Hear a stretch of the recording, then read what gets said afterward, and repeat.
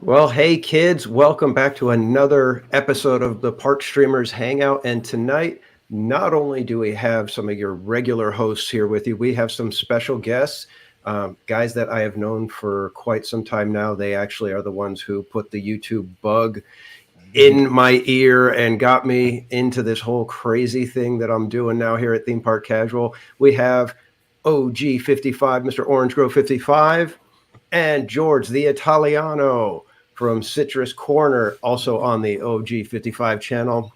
So welcome in, everybody. We're going to get started here, but first I want to have all the panel let us know where you can find them on social media. So OG, you're one of our guests. Please, would you start? Yeah. Thank you for having us on. It's gonna be fun talking parks with everybody. You can find us. You can find myself and this guy, the Italiano, on Orange Grove 55 on YouTube. You can find me on Twitter X at Orange Grove 55, where you'll find me arguing with people about the parks. You can also find me on Instagram now. I'm kind of new to Instagram. I'm not on there as much, but I am on there. Orange Grove 55. All right, thank you. And George, would you let everybody know where they can find you on social media? Absolutely. You could find me on X, formerly known as Twitter, at Disney George. You could also now find me on Instagram under the Disney Italiano. And of course, you'll find me on Orange Grove 55 with Citrus Corner, with all that sweet, juicy, but sometimes sticky Disney news and info, where we basically cover everything of Disney east of the Mississippi River, of Walt Disney World, Disney Cruise Line, you name it.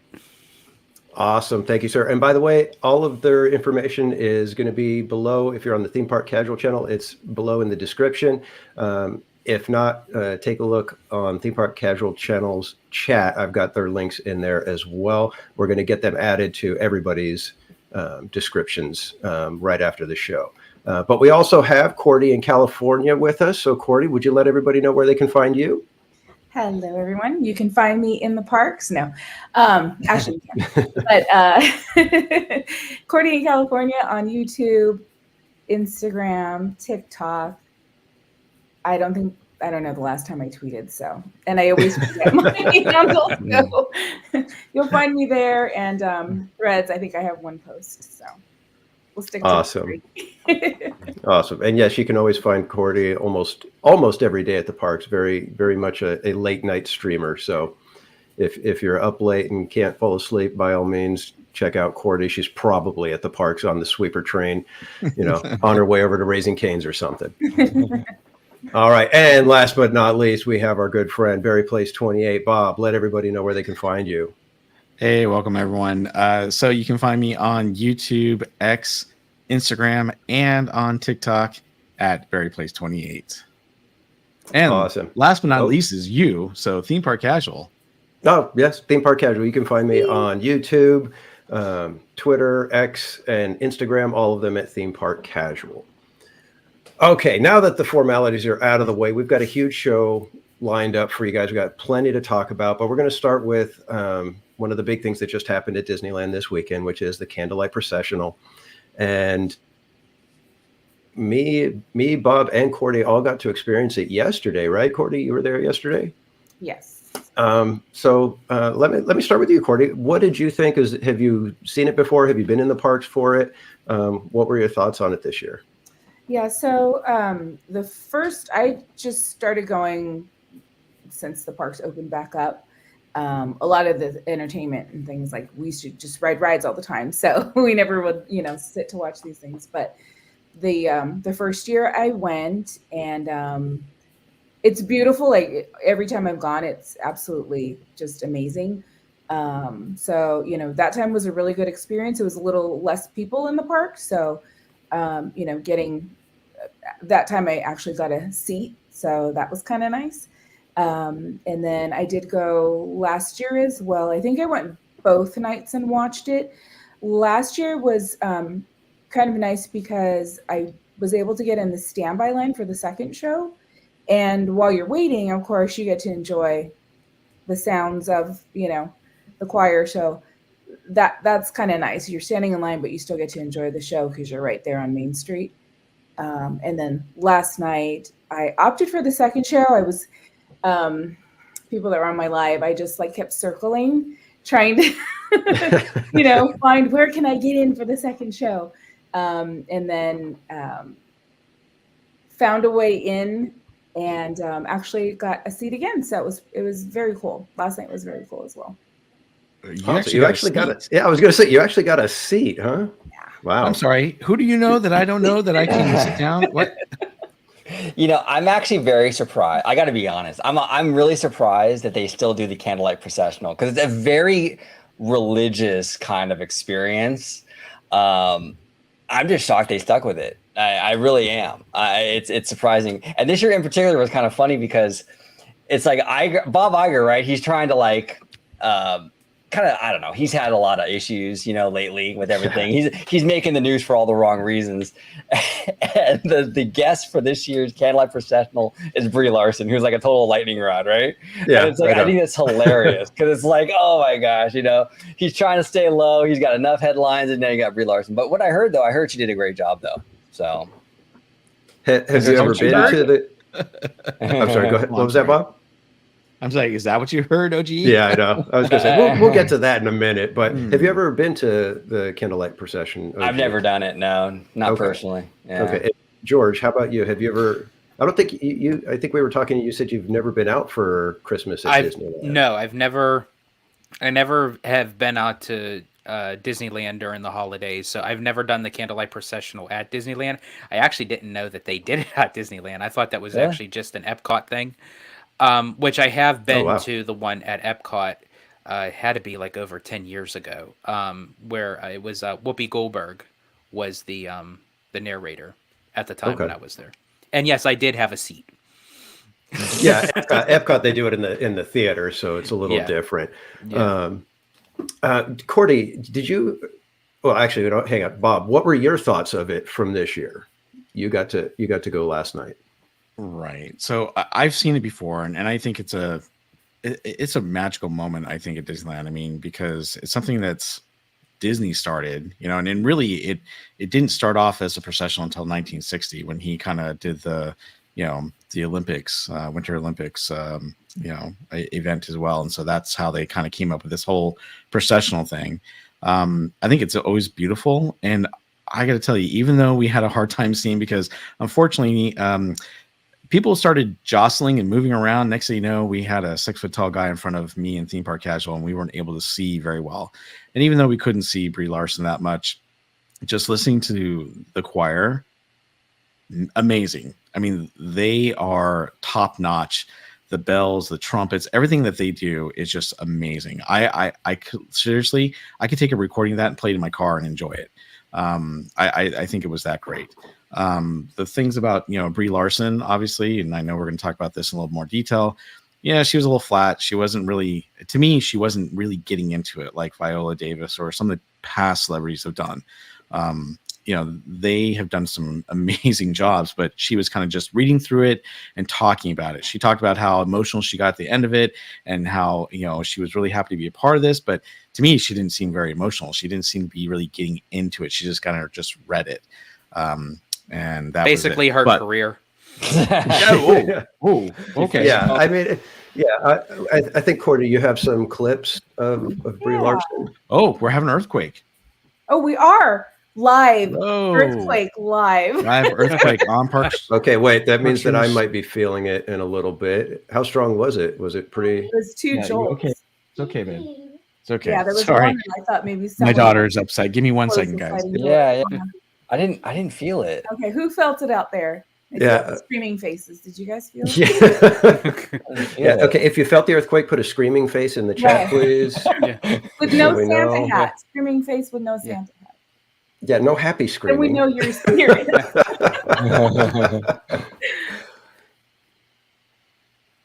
All right. Interesting. Okay. So we've. Oh man, could you imagine if that would have happened during the Candlelight Procession? Oh Lord, no. Oh jeez. They're singing Hallelujah chorus, and all of a sudden everything starts shaking. Yeah, It's just like, cheering. oh my God, wow, they're really into it tonight. That's wild. I wonder where the epicenter is. Let's see. Team coverage, Yeah. California quake. Kiki and Luca, Michael Ebba say they're in San Diego, so they haven't felt anything. I'm out in the IE, and I didn't feel anything. I think it's so funny how different locations can get different. Like, you could just be like 2 feet away from somebody, and they could feel like the full thing of an earthquake, but then 2 feet away, they could feel absolutely nothing. Right? Yeah. Yeah, we got Theme Park Wizard in the chat, and actually, I live pretty close to Theme Park Wizard, like 10 minutes, maybe 10 minutes, and he didn't feel it. So I don't know. Oh. I didn't feel anything. It was just down here probably then, but it was enough to jolt in my daughter. Thanks for letting me break away there. Ariel got a little upset, so she's fine now. Yeah, earthquakes can be kind of freaky. Yeah, Yep. absolutely. Absolutely. Casual, you were out here for the 94 quake, right? Yeah, I've been out here since 77. So yeah, that was a big boy. I actually lived out there in Northridge when that one hit. That was crazy, man. I can imagine. Yeah, that one was something. That one was something. You were probably way closer to it than I was. I was still out. I was like here sitting in on the top IE, of it. So, yeah. So speaking of earthquakes, going back to Brie Larson. Oh, that wasn't. Hey. Sorry. All right. Yeah. No. Let's check out some of the clips that you have, Cordy, so we can kind of discuss. I said I knew how to do this. Let's see if I really know how. Okay. I'm just gonna do screen share. Okay.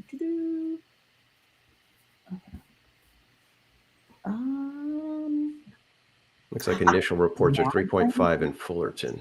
Okay. Yep. That's why you probably didn't feel it. Yeah. Oh, okay. Here Good distance from me. Let's share. Hold on. Oh, well, actually, how do I go I'm back? adding to the stage. Here we go. Let me go back. Oops. Oh. Sorry. No problem. Because I saw they were all listed. I'm like, oh, I can just like click on the. Where are you? George, you actually witnessed me. Like, remember we were going to go live? Not live. We were going to record, and before we hit record, we had a quake. Remember that? Yeah, I just saw your whole your shelves just sort of kind of just like shift from one side to the other. It was just like, and that was you were like, oh, I think I just had a quake. I felt that one. That was a good one. That was a good size one. All right, you want to hit play?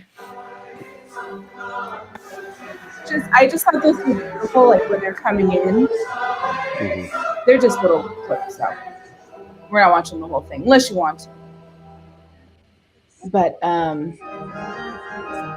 so pretty good. I didn't want to zoom in too much. It's like you want to zoom in, but then you're like,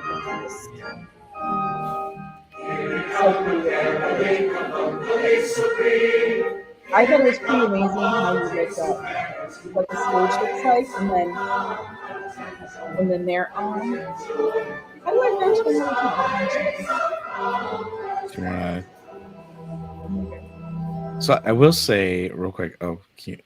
So Cordy's showing the beginning part where everyone's walking into the processional, and I think it's kind of amazing because they actually come down Main Street with the candles in hand, and the choir, walks past everyone to go up on stage. And to me, that is magical in itself. It's just really, really cool to see that happening. And then to hear all the voices, I mean, seriously, it is amazing and magical. Well, and I could definitely tell just by seeing that little clip right there. What I love what Disneyland does is because of the lack of amount of space that they have to utilize everything that they have. But it kind of works to their benefit because I love how they just incorporate an everyday section that you could just walk through the park and you see where the train station is and everything, and they utilize that for the Candlelight Processional, sort of like how they do with Fantasmic, where the Rivers of America just lights up at night. So I love how Disneyland gets very creative when it comes time for their entertainment to incorporate the everyday lands and then just transform it into something spectacular. George, so where do they do it in Florida? It's Epcot, right? It's Epcot. They have like a pavilion. It's sort of like it's not like, I forget what it's actually titled, but it's like an individual pavilion where they have like benches and everything you can actually enter in. It's like an indoor outdoor little type of amphitheater. The amphitheater. Kind of thing. Yeah. Right. And because of that, they're able to do it, multiple weekends and throughout the entire holiday season.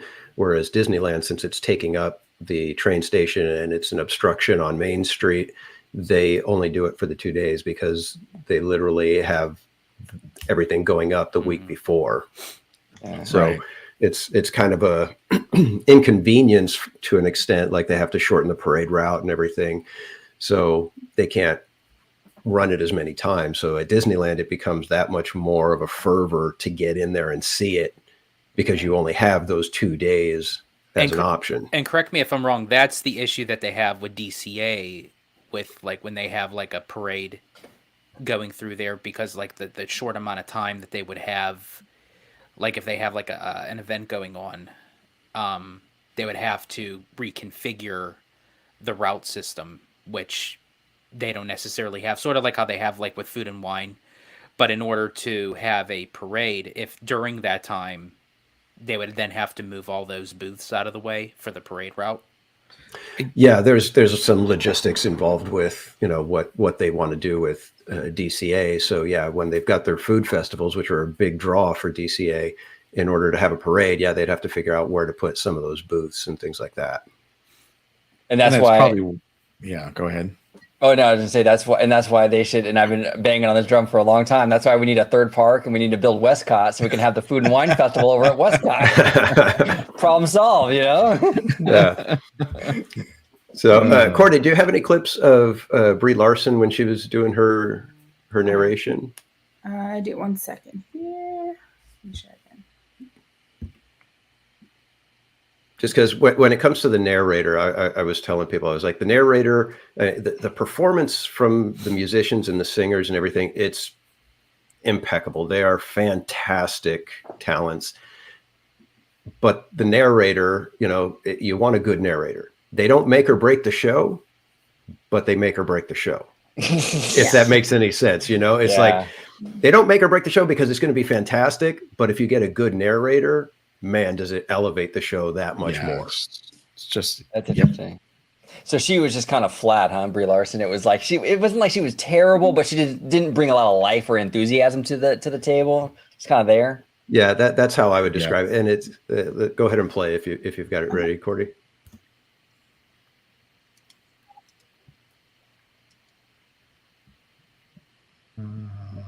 No audio.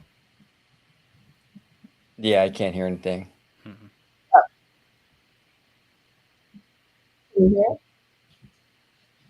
No, we can't hear it at all. She was that bad. I'm kidding. Didn't he cut her mic? Yeah. She wasn't that bad. Let me do it a different way. I think. Let's see. Stop. Now, Just make sure your you- audio and the video's audio's up. now, do you guys know who she took over for? Like, who was the original narrator? Well, they It's a switch different every year. Yeah, they switch it every year. Yeah. Oh, no. changes. So was she actually scheduled for this, or was it somebody Yeah, else? She was this actually scheduled. Okay. Yeah, she was I the thought one. she took the place of somebody that couldn't make it. No, she was They were the probably one. like- But Disneyland doesn't announce it until basically either somebody spots the celebrity in the park that day, or basically the sound check. Sound check. Yeah. Wow. So And that's the Disneyland difference. keeps it very secret. Yeah, that's the difference between Epcot and Disneyland. Disneyland always keeps it secret. Epcot, they announce it ahead of schedule, but mainly that's because they want people to be able to plan their vacations so that they can go and see the people or celebrities they want to see for those different shows. Gotcha.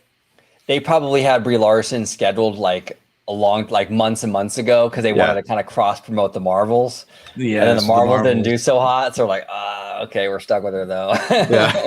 Yeah, exactly. So whenever Sorry, you have got it ready, that one. Cordy, just go ahead and put it back up. Okay, oops. Yeah, it's right. The it should have sound. Did it have sound the last time when I The first did time. The first time, time, yes. yeah. This is a blessing for which There we we go. There we go. deeply yearn. It moves us to welcome this season with a renewed sense of kindness and compassion to others. We gather at celebrations. We create memories with family and friends. We go home. For For the coming of the holidays brings the promise of I faith, think we're hitting of some. hope, and of love. But the greatest of these is love. Love bears all things, believes all things, hopes all things, endures all things. Love never ends. And so from age to age, from the mighty to the meek, from the young to the old, for the healthy and the sick, for the rich and the poor, for all nations, great and small, we rejoice in this season of love with one another, with heavenly peace. This is a blessing for Yeah. So that's towards the end, and she was getting kind of emotional there, you could tell. Yeah. But that's a little more emotional than we got. Oh Yeah, my gosh. Yeah, when she's actually, it was funny because I watched the very first performance on Saturday, and yeah, she was really flat, and I was like, is it just nerves or something? I can't imagine why she would be nervous about it, but sometimes these kind of events, people, there's a certain gravity to them, and it can kind of get to people possibly. But it just seemed like she was really nervous when she was reading the narration. And then after they did Silent Night, it was much more emotion in her voice. And I think it was the shift from the Bible verses to either standard script, or she was just kind of, able to talk how she wanted to. And that's when there was the emotion. So I don't know if she just felt that, the Bible verses were, something, you play it straight, you don't mess with it, you don't try to flower it up or whatever, that could be, her point of view, but those were very flat in both of the performances that I saw. But then she got very emotional toward the end of it, which was really nice to see. Which seems to be kind of a running trend with Brie Larson. I'm not trying to pile on or anything, but I mean, the criticisms of her character, Captain Marvel, is kind of the same thing, right? Kind of flat, kind of dry, and then we see her here, and in the beginning she was kind of dry. So it seems like that might be just part of her thing. I'm not really sure, but I don't know. It's just interesting. Well, Maverick Dewey says she's not a speaker in front of a big crowd, but I don't know. To me, I know everyone's a little different. Britney Spears, lip syncs. I mean, did I say that out loud? But when people, you expect a certain, I don't know, quality from the celebrity that's coming out and doing this, and you expect them, to show some enthusiasm and empathy and all those things you would expect, especially just reading, even if it's from the Bible, for this processional. But I was just a little disappointed that she didn't do a better job. It wasn't horrible. It just wasn't. It wasn't great. Yeah. What did you think, Cordy? I think for me it was more, you're in the moment of it. So I felt like I was pretty immersed, and there was a woman crying in front of me, and then I start crying. So we were all so she wasn't listening to Brie because of all that. But when she actually, that particular clip, whether she's, I don't know, is she acting? Is that true? Feeling that was coming from her. So, but I guess when I was hearing the words, it hit home with me, just the words that she was, right, about love and just the times we're in. But so yeah, I thought, and she doesn't speak often, right? She comes out 4 times or so. So you're have that, and then you go to the vocalist for Silent Night, so it's I think just as a whole, right, it was now just beautiful. So I don't think I separated her out from it. I know Theme Park Casual wants to talk about it, because that was an amazing moment, the Silent Night part. Mm-hmm. Yeah, that part always, it's I think that's the turning point in the show, when it goes from, oh, this is really nice, to suddenly everybody's, like you said, in that moment, there's the emotion is, at its highest level right there. And I think part of it is because, like we were talking about the setting, on Main Street, you've got this wonderful, fabricated, safe little spot that's, picture perfect from every angle. You've got these amazing singers. You got the soloist, singing in, what was he singing in, Spanish or Italian? Yeah. And so it's it becomes ethereal. You're kind of wrapped up in this, and then when they turn and they say, "Please join us in singing," you've got the whole crowd singing Silent Night, and it just, the emotion that just comes falling down on the entire area, it literally can bring you to tears. And I mean, I could see Mrs. Casual wiping her eyes, and Casual Jr. has his arm around her, and they're just kind of swaying and singing together, and you could just Beautiful. see everybody just, it's like, you start seeing families kind of squished together. There's just all of that emotion happening. And like I said, that's like the little hinge that the whole show turns on. And then from then on, everybody's just, it's that buoyancy from that togetherness and that collective experience of what just happened. Kiki and Luca, shout out to Kiki and Luca. We love them, but they bring up a good point, and I kind of touched upon it earlier on. Like, what do you guys think about Bible verses in the park? Seem like they have been going away from Christmas stuff at Disneyland. Yeah, I'm surprised. I really am surprised. I mean, the Candlelight Processional, I've never seen it in person, but I've seen a lot of video on it and everything.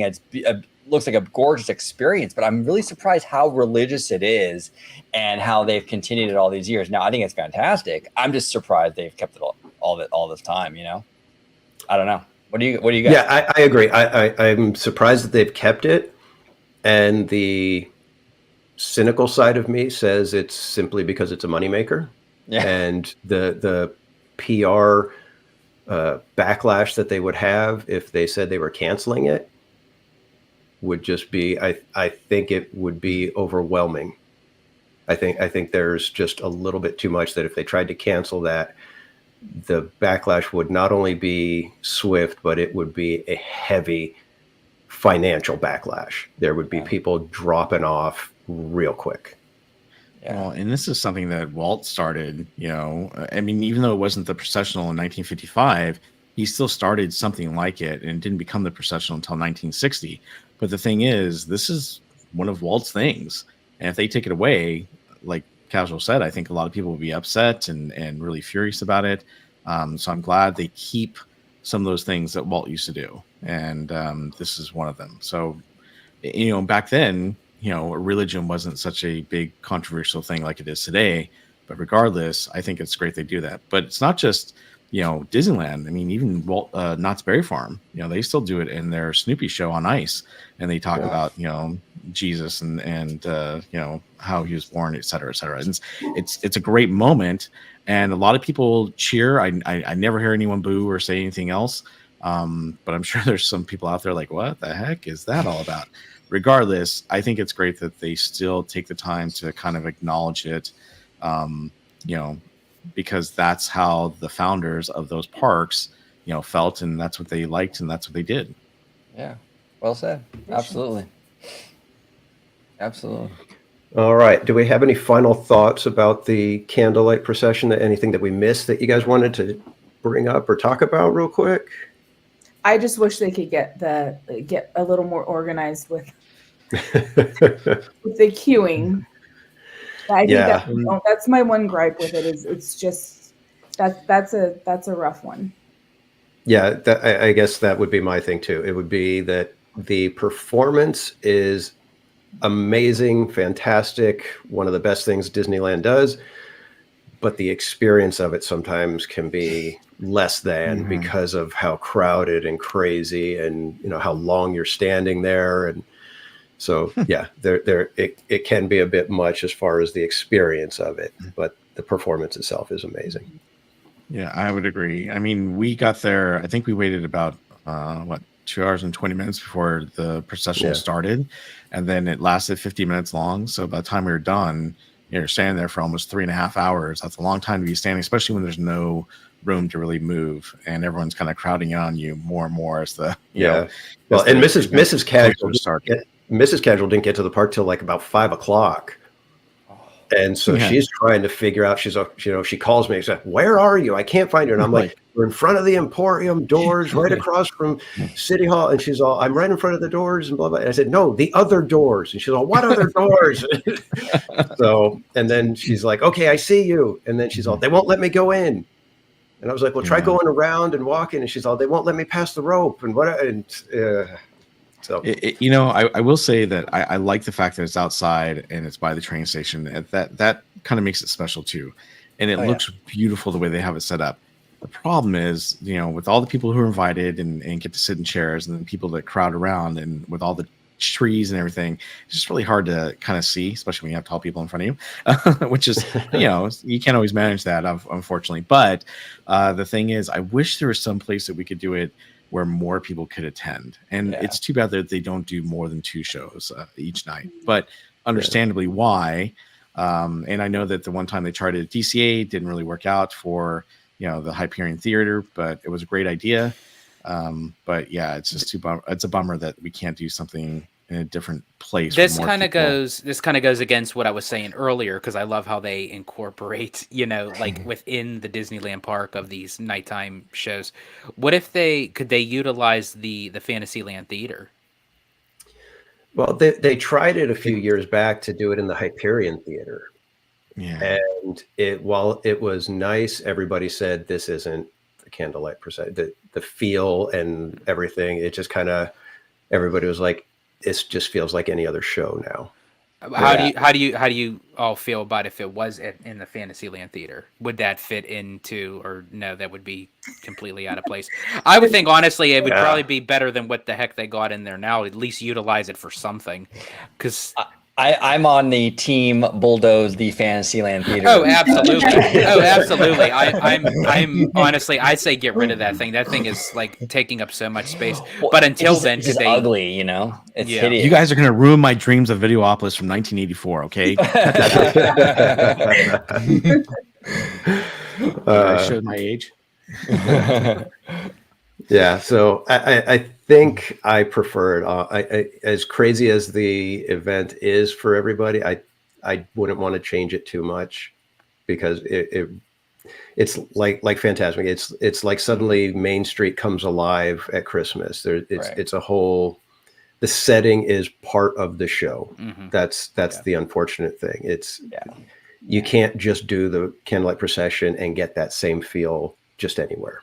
Exactly. And that's a big thing with the magic of our Fantasmic here in California is I've said it a million times, that organic feel where it's like part of the park is incorporated into the show. It sounds super cheesy, but there's that magic to that, that the organic, like this thing just erupts, as opposed to the Florida version where you walk into an amphitheater, you sit on a bleacher. It's very much a show from minute one, Right. I love that organic feel we have out here. And the processional has that same vibe. Yeah, exactly. So I was just going to say, because you just made me think of this, is being a part of the park, because same Fantasmic and the processional, like even if you weren't in that crowd, you weren't in a seat, whatever, you're walking in the park, you're walking out of the park, you're a part of it.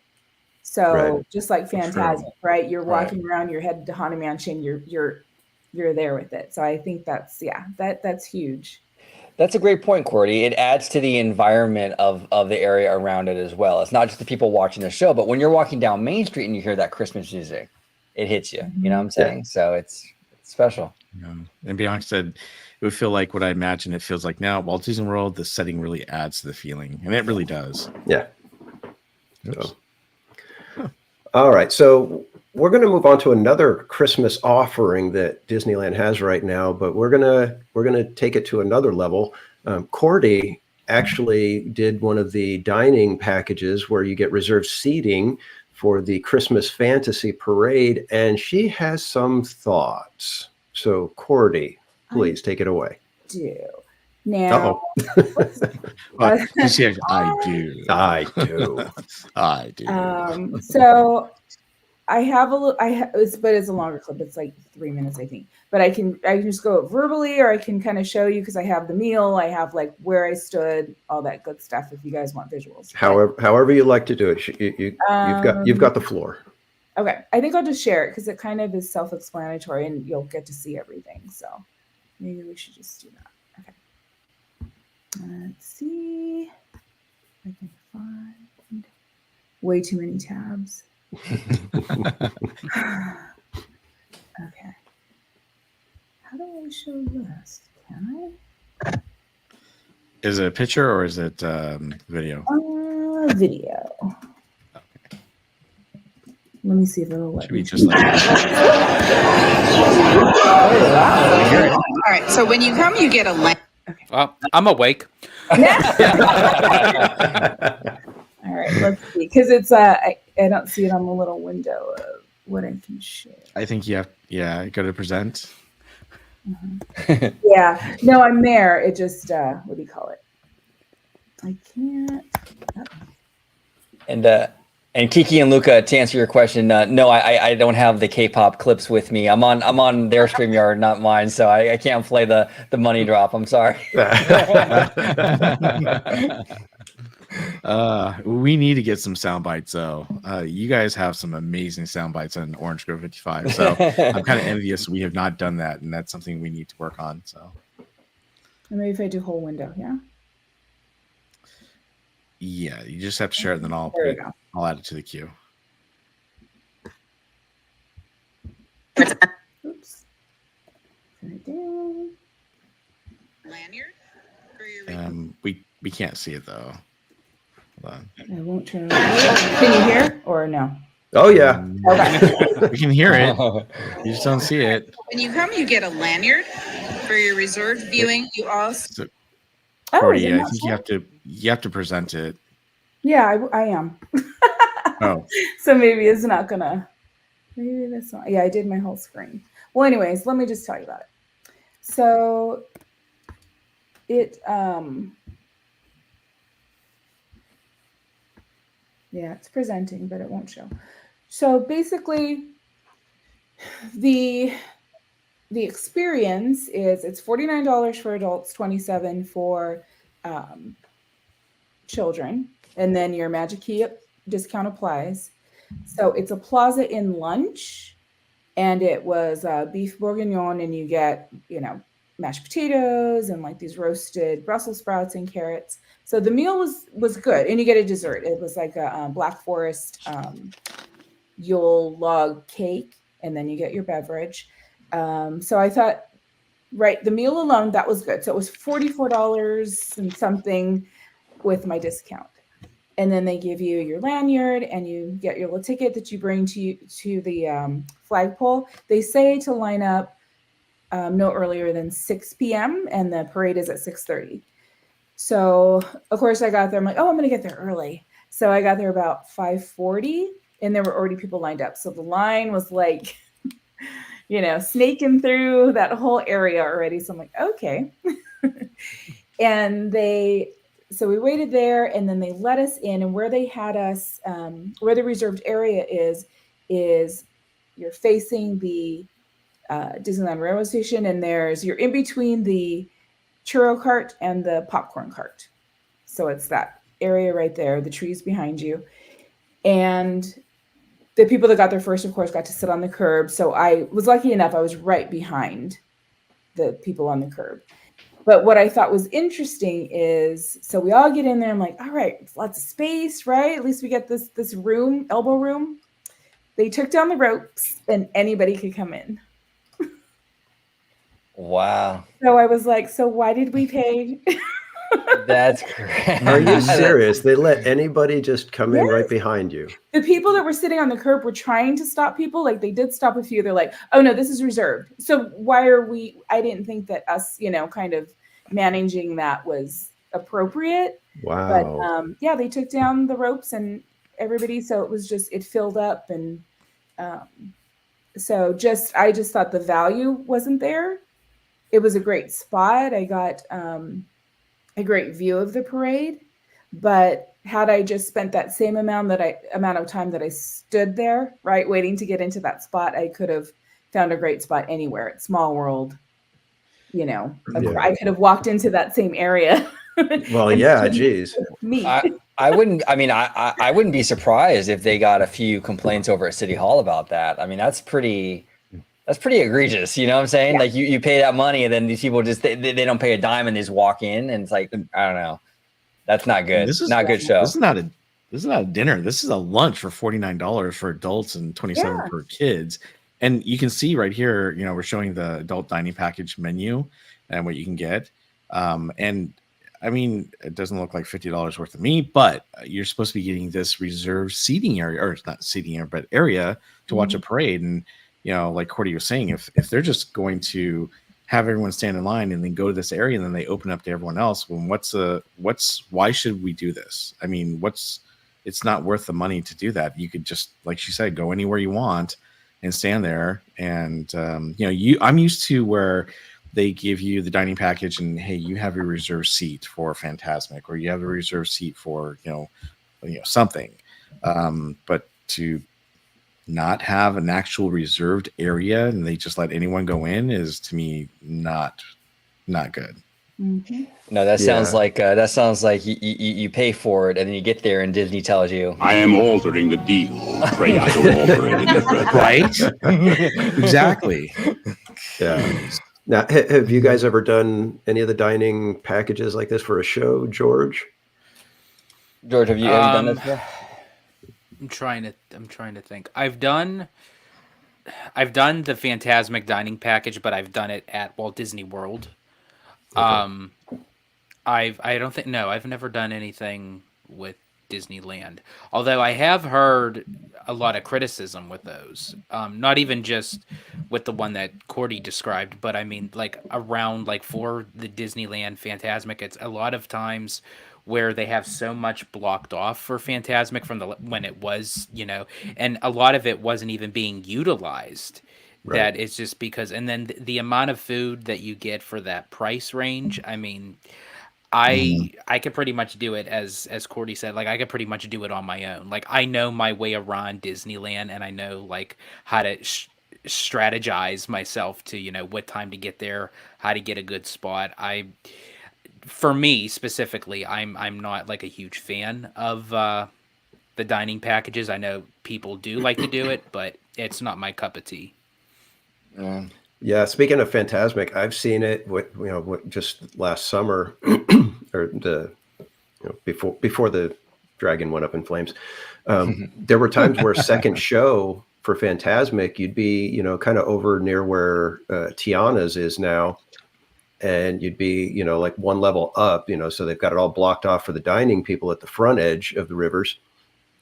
And then like 5 minutes, 10 minutes before the show, they open it up and everybody starts, you know, basically doing the same thing that happened to Cordy and filling in behind all these people that paid, you know, what is it, like $75, $99 or whatever for the Fantasmic. If you do Blue Bayou or something, you know, you're paying a lot of money. And then they just like, oh, well, we didn't sell as many as we thought, so we're going to just drop the rope and all these people can come in right behind you. And it's, you know, I don't know, that soured me on, you know, these, you know, packages. It's like, I don't think I would ever do one. Yeah, I haven't done a Fantasmic dining package. I've done the World of Color dining packages because back in the day, like when I think it was like when World of Color just premiered, like in 2010-ish, around there, you would have to go to Ariel's Grotto when it was Ariel's Grotto, the Lamplight Lounge. And if you dine there, you get like you get the dining package and you dine there and you get like better seating or whatever. And I would do that all the time. But why do the dining package for World of Color when like I can get that for you? I'm like so beyond a dining package for World of Color. Like this guy, I don't know how he does it. I can't get a Lamplight Lounge reservation to save my life, and this guy's doing it like every other visit. I'm like, George, what's going on, brother? Who do you know? Now I will say, no, it's a lot easier than you think, OG. I mean, last time I went, I just walked up and I was able to do a walk-in. It was great, and I was always worried I wouldn't be able to. So. I think for the walk-in, did you have a table or did they seat you at the bar? No, they sat us at the table. Actually, it's funny. They sat us at the table that you sat at last time we were all there. Oh, really? Nice. Yeah. Nice. Yeah, I love Lamplight Lounge. That's a great spot. I used to like it until they got rid of the Kung Pao Baos, but that's another topic. Don't even get me started with that. Right. That is I such bet- a huge disappointment. It is, and I bet you it has something to do with San Francisco. Yeah, it's very Asian inspired over there at San Francisco, and there was probably some like Excel spreadsheet executive deciding, well, we have too many Asian locations in this park now, so we gotta, take one away from here, and I'm sure it was something like that, something really stupid. That doesn't jive because over at Carthay, Circle or whatever they call it, what do they call it? Carthay They put Lounge. the They bells actually have they call it a ginger soy bow or something like that. So Nice. whatever. Yeah, It's crazy. Weird decisions, really weird decisions. Okay, Yeah, sorry. but I mean, it could be that we think they're the greatest thing, but they weren't selling the way we think they should. So True. you never know. That's very, very true. I think it's the Absolutely. opposite. I think it's because they were selling good that they get rid of it. Yeah, I find that with a lot of things, like everything, like because I work with sales and marketing, and it's like when something is popular, we get the least of, and then we get all this other crap that just sits and collects dust, and it's like it doesn't move. But we have 15,000 of those. Yeah. You know how much pork bellies cost now? Yeah. I'm noticing in the chat, Kingdom Report says the Christmas guided tour comes with reserved viewing with cookies, cocoa, and a real chair. Nice. So I think those are the ones that you see like around the hub where there's like they've got the benches moved and everything's positioned, and the chairs are sitting there. So I think those are for the tour. The tours are obviously even much more expensive than the dining package that Cordy got with Plaza Inn. So it comes with a cost, obviously. So. And shout out to the Kingdom Report. We love them. We're fans over here at OGVD5. So glad you guys can join us. That's awesome. Yeah, thanks for joining. Next, I think we're gonna shall we shift? We're gonna shift gears a little bit and kind of look forward as to what's coming up at Disneyland, because just today we had a huge announcement of all the events and special seasons, if you will, that are going to be coming to Disneyland next year. And some of them I'm excited for. Some of them I'm kind of like, okay. So what you're saying, casual, is you're on that Pixar Fest hype train, huh? Oh yeah, that's the one. I mean, and I don't know. For a while there, I was kind of checked out of Disneyland because I didn't have a pass, and it was too expensive to go for individual days. And I was just like, okay, so I don't even remember this Together Forever fireworks show. So I had to go look it up and watch a YouTube video. I don't know who's in charge, but they need to be fired, because that fireworks show compared to Wondrous Journeys, yes, is just pathetic. Absolutely pathetic. To all due respect, casual, you have to think too. They may be adding Turning Red into that, so it may change like the hype difference for it. Yeah. It could just send it to the top for me with Turning Red, and what? If anything, if I had my way, it would become Together Forever, Mickey's Mixed Magic mashup. It would just take two of the best shows they've ever done. And well, it's funny that you actually it's funny that you actually say that, because OG and I did a recording for OG 55 about this, and we were kind of talking because we were looking at the dates, and I noticed that when Pixar Fest starts, and where what was before it? I forget what something with the dates. It was before it. So there's like a 3 to 4 month gap before Pixar Fest starts. So I don't really think that they would have to bring back Wondrous Journeys for that 3-4 month gap. So, and I had mentioned it's probably going to be Mickey's Mixed Magic, because they always use that as sort of like their tentpole, just for like a brief moment to fill the gap. Yeah. So, Bob, if you have the screen, you could scroll down on that page a little bit, and we'll see the entire 2024 calendar. And so, there we go. January 23rd, we start with Lunar New Year through February 18th. Then February 17th and 24th, we've got Celebrate Gospel. March 1st through April 22nd is the California Adventure Food and Wine Festival. And then overlapping with that, April 5th to June 2nd is Star Wars Season of the Force. And then a little overlap with that is Pixar Fest, which runs April 26th to August 4th. So it is that's the big summer festival, if you will, the big theme for the summer. And then this is another one that's got me kind of scratching my head and kind of wondering who's doing what. But August 23rd, we start Halloween time. They are starting earlier this year. A week early. You know, I kind of went on the video that we recorded together, George, earlier today. I kind of went on a little bit of a mini rant about that because it's like, it's like people like if you even mention Christmas a day before Thanksgiving, people get so upset, right? Now we're doing Halloween in August. Where's the outrage? Well, like I don't get it. Well, actually, I think it's starting 2 weeks earlier now because it was September 5th, I think, this year. Or No, September 6th, 1st. It like started that. on the 1st. It was on September 1st this year. Yeah. Was it really? So yeah, it's like 8 days earlier than this year. That's still 2 weeks. Yeah, it's crazy. But and then also starting August 23rd to November 2nd is celebration of Coco Plaza de la Familia. That's a cute little event. I like that one. I love it. And then here's the other kicker: is the holidays begin on November 15th, which is 5 days later than this year. And we brought that up too, because I looked at that and I thought that seems really late for the holidays. Yeah, well, and then do that last year. Last year, yeah, it was probably like the 11th or 12th or something like that it started. So it was a little bit later last year as well. But I think it's just a matter of how the calendar lands because they have to launch on a Friday. And if they went with November 8th, they're cramming the changeover from Halloween to Christmas into, basically a week. Well, I think it's stupid. Yeah. Yeah, I mean, but honestly, I'm kind of surprised that they didn't just say, you know what, we're going to go a week early because we can start our food festival early and start getting some cash for that, get an extra week of the lanyard selling and whatever.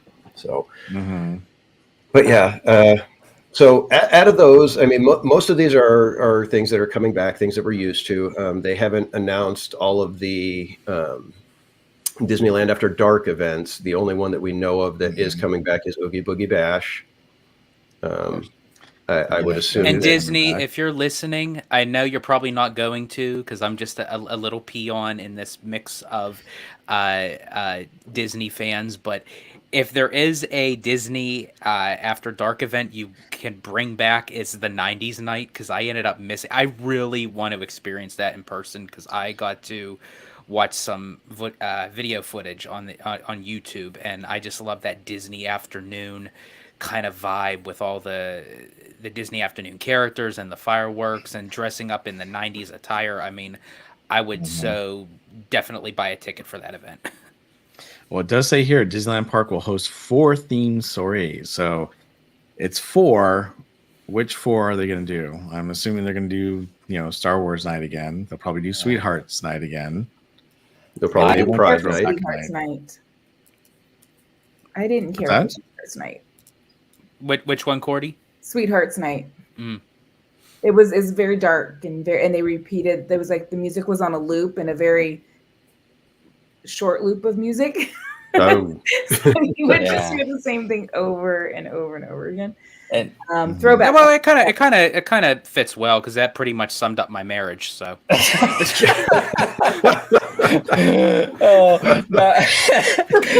Now the Kingdom report here says, how about 90s summer nights, George? An entire summer of throwing it back. Wow. Yes.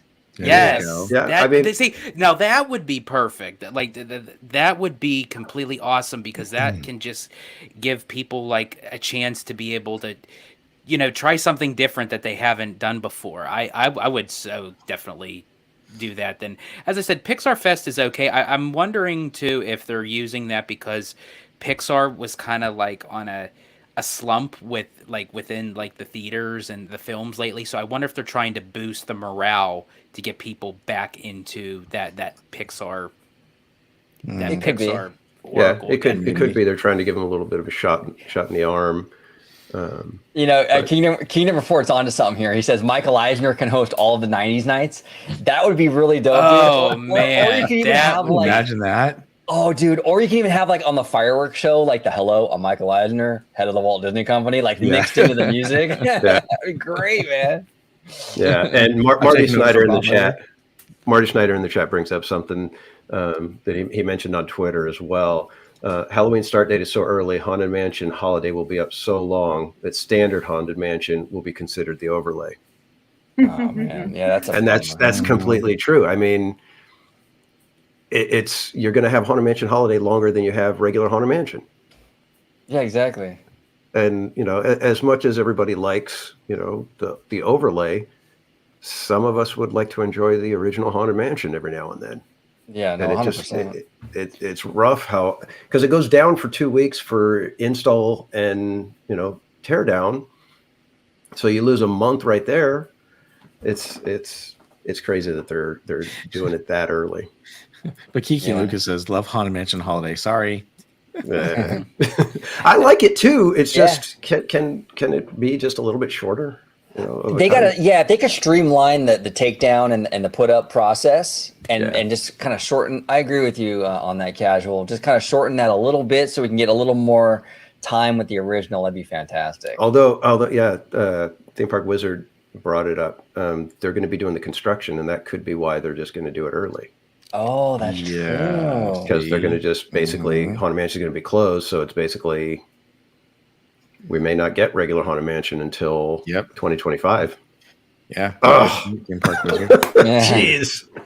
That's a good point. That's a good point. It's almost depressing when you think of it that way. Jeez.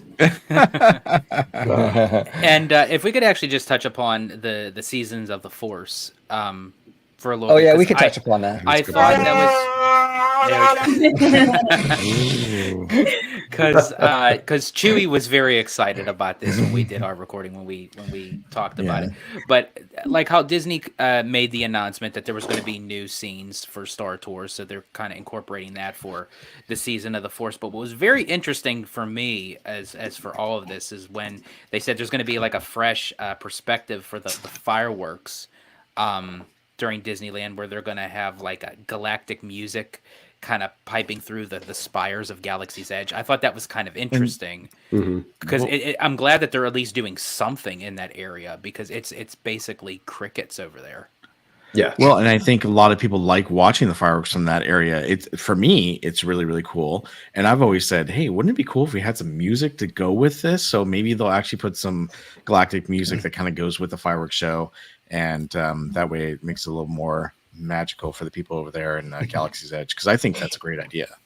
Yeah, hey, I like it. Yeah. I do the same thing when I say magical. The little quote. you got to, man. You got to. Yeah, well, exactly. Well, I know Theme Park Wizard is all excited though about Hyperspace Mountain coming back. So. Oh yeah. Oh, he's hyped. Yeah. Yeah, he is. First Space Mountain.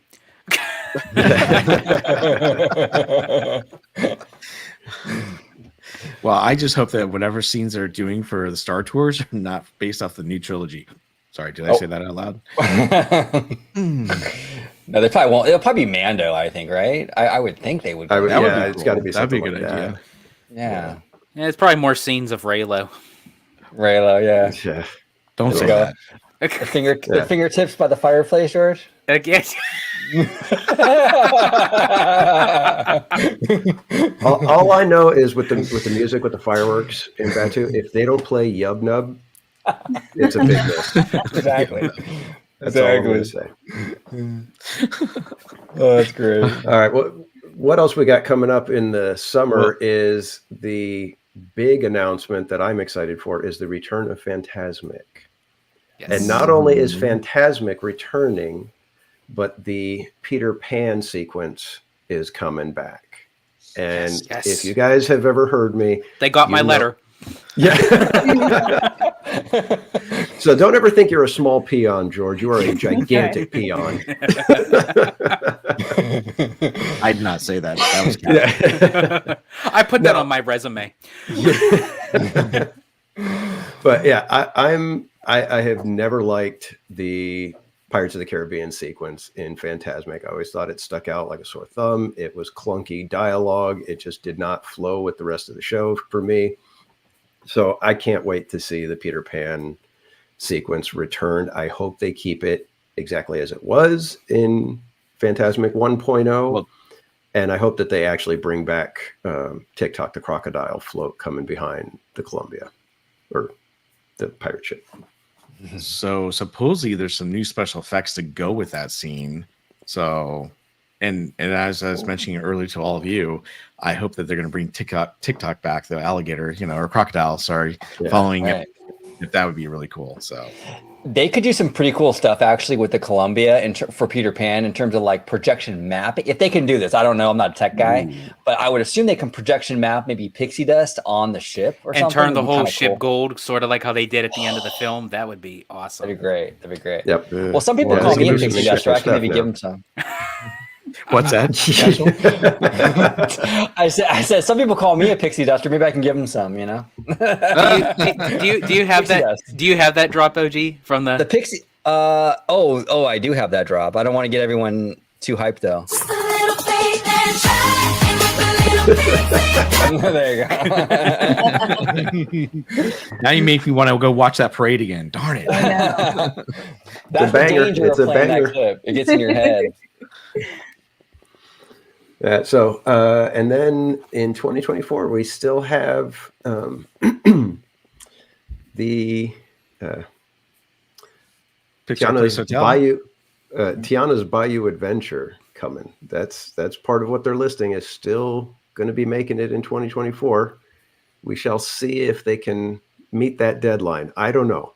Depends on how extensive everything is. What do you guys think? Do you think they're gonna make it? Or are they gonna put a? Now, when they say late 2024, did they actually say is it going to be like November, December? Is that like given zero? They didn't really. I mean, I think honestly, this could just be me. I would have kept that away from the holiday time frame because the parks are already packed to begin with, right? For the holidays, and I would have actually started it maybe like at the beginning of 2025.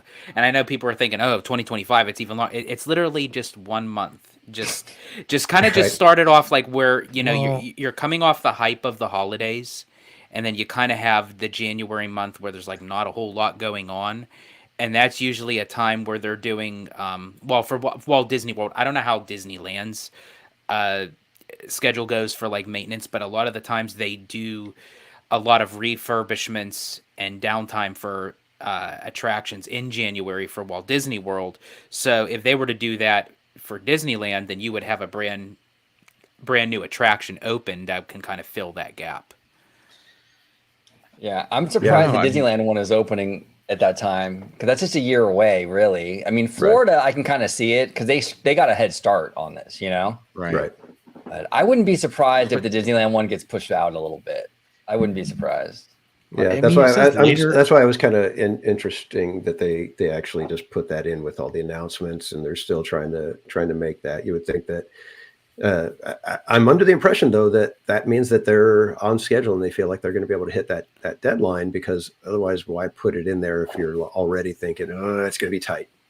Well, I think it was Marty that just said they may hold it for the 70th. Do you think that's too far of a stretch?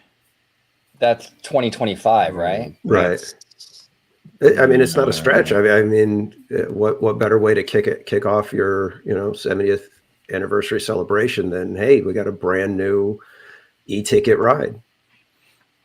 Yeah, they could. I mean, it's a controversial one. It's one that you're going to have some people automatically disliking it just because you took away Splash Mountain.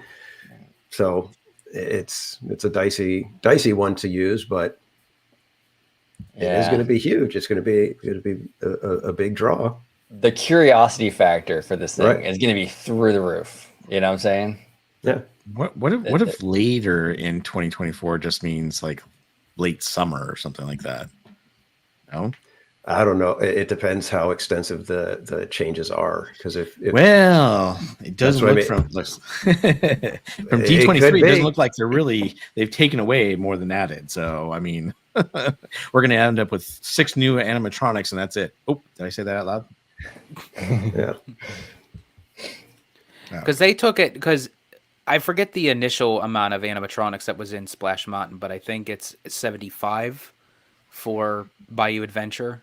I know it was more in Splash, so I think they cut out a big portion of it, but I think it's like around 75, 80 animatronics. Yeah, well, I think they're probably from some of the art, you can see that they're reusing some of them. Yeah. You know, there's some that you can recognize. It's like, oh, they're probably just reskinning some of these. And then some of those, like in the backdrop with the trees, and you can kind of see the sky and all that. Supposedly that's going to be projection mapping, so you'll have like the fireflies and stuff. I think that would be kind of a cool effect. I mean, we don't have right now in Splash Mountain. Yeah, Right. So it should be interesting. My biggest concern with this ride, look, the IP itself could work. I think in that space it could be really, really cool. My biggest concern, I've been saying this for a long time, is the story seems overly complicated. It's a co-op, and there's like a salt mine, and they're looking for the ingredient. It's just too much going on. You don't need to do all that. Just put the movie in the building, and you're good. right. All you Well, I gotta do. agree. Yeah. Well, because you start trying to explain things, and the salt mine is underground, not above ground. So how do you explain that one? Right. Why are they doing that to themselves? Like you said, just put the movie in there and we're fine. Exactly. Yeah, it's just too much. Yeah, but it is what it is, and we're going to be, hopefully able to experience it next year sometime. We shall see exactly when that is. What else? Let's see what else is. We got the Pixar announced. Place hotel opening January 30th of 2024. Yeah. So Again, that one I don't know.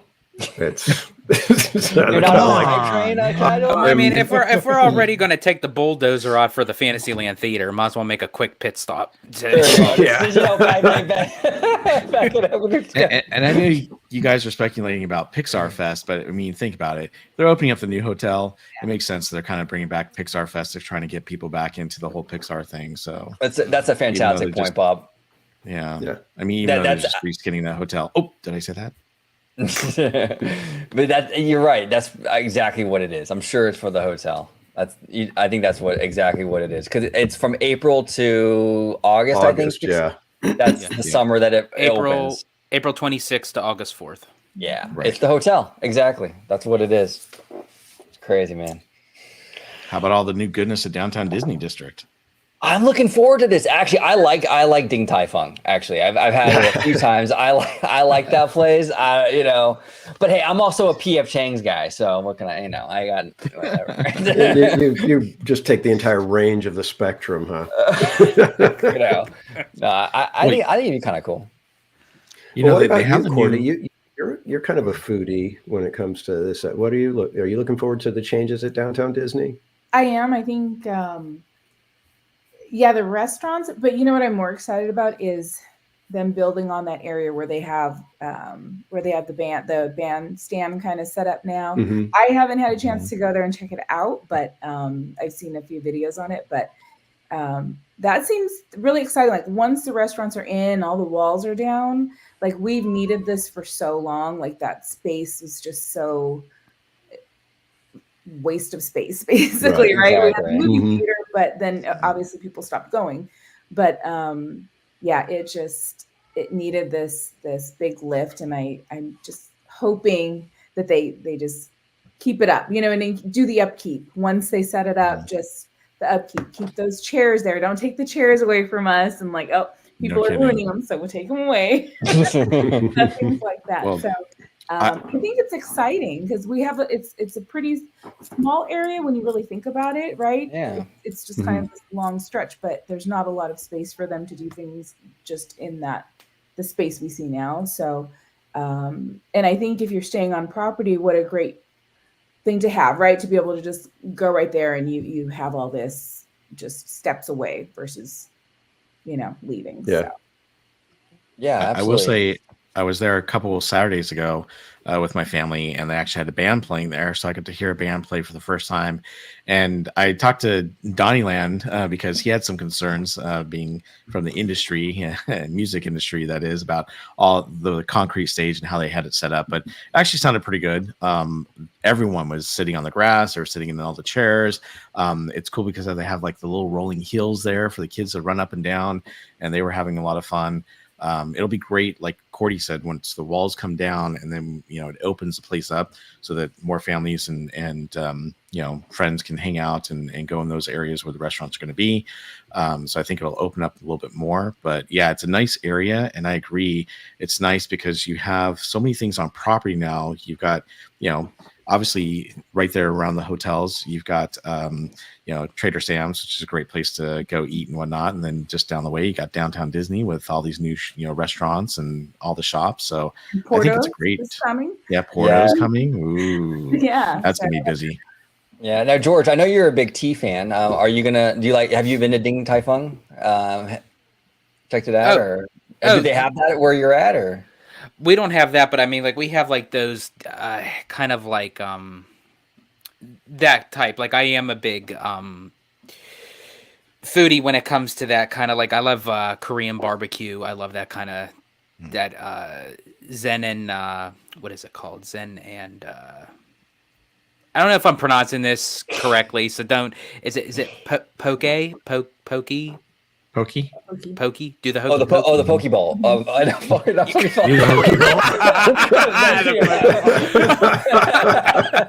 I'd like to see you do that, George.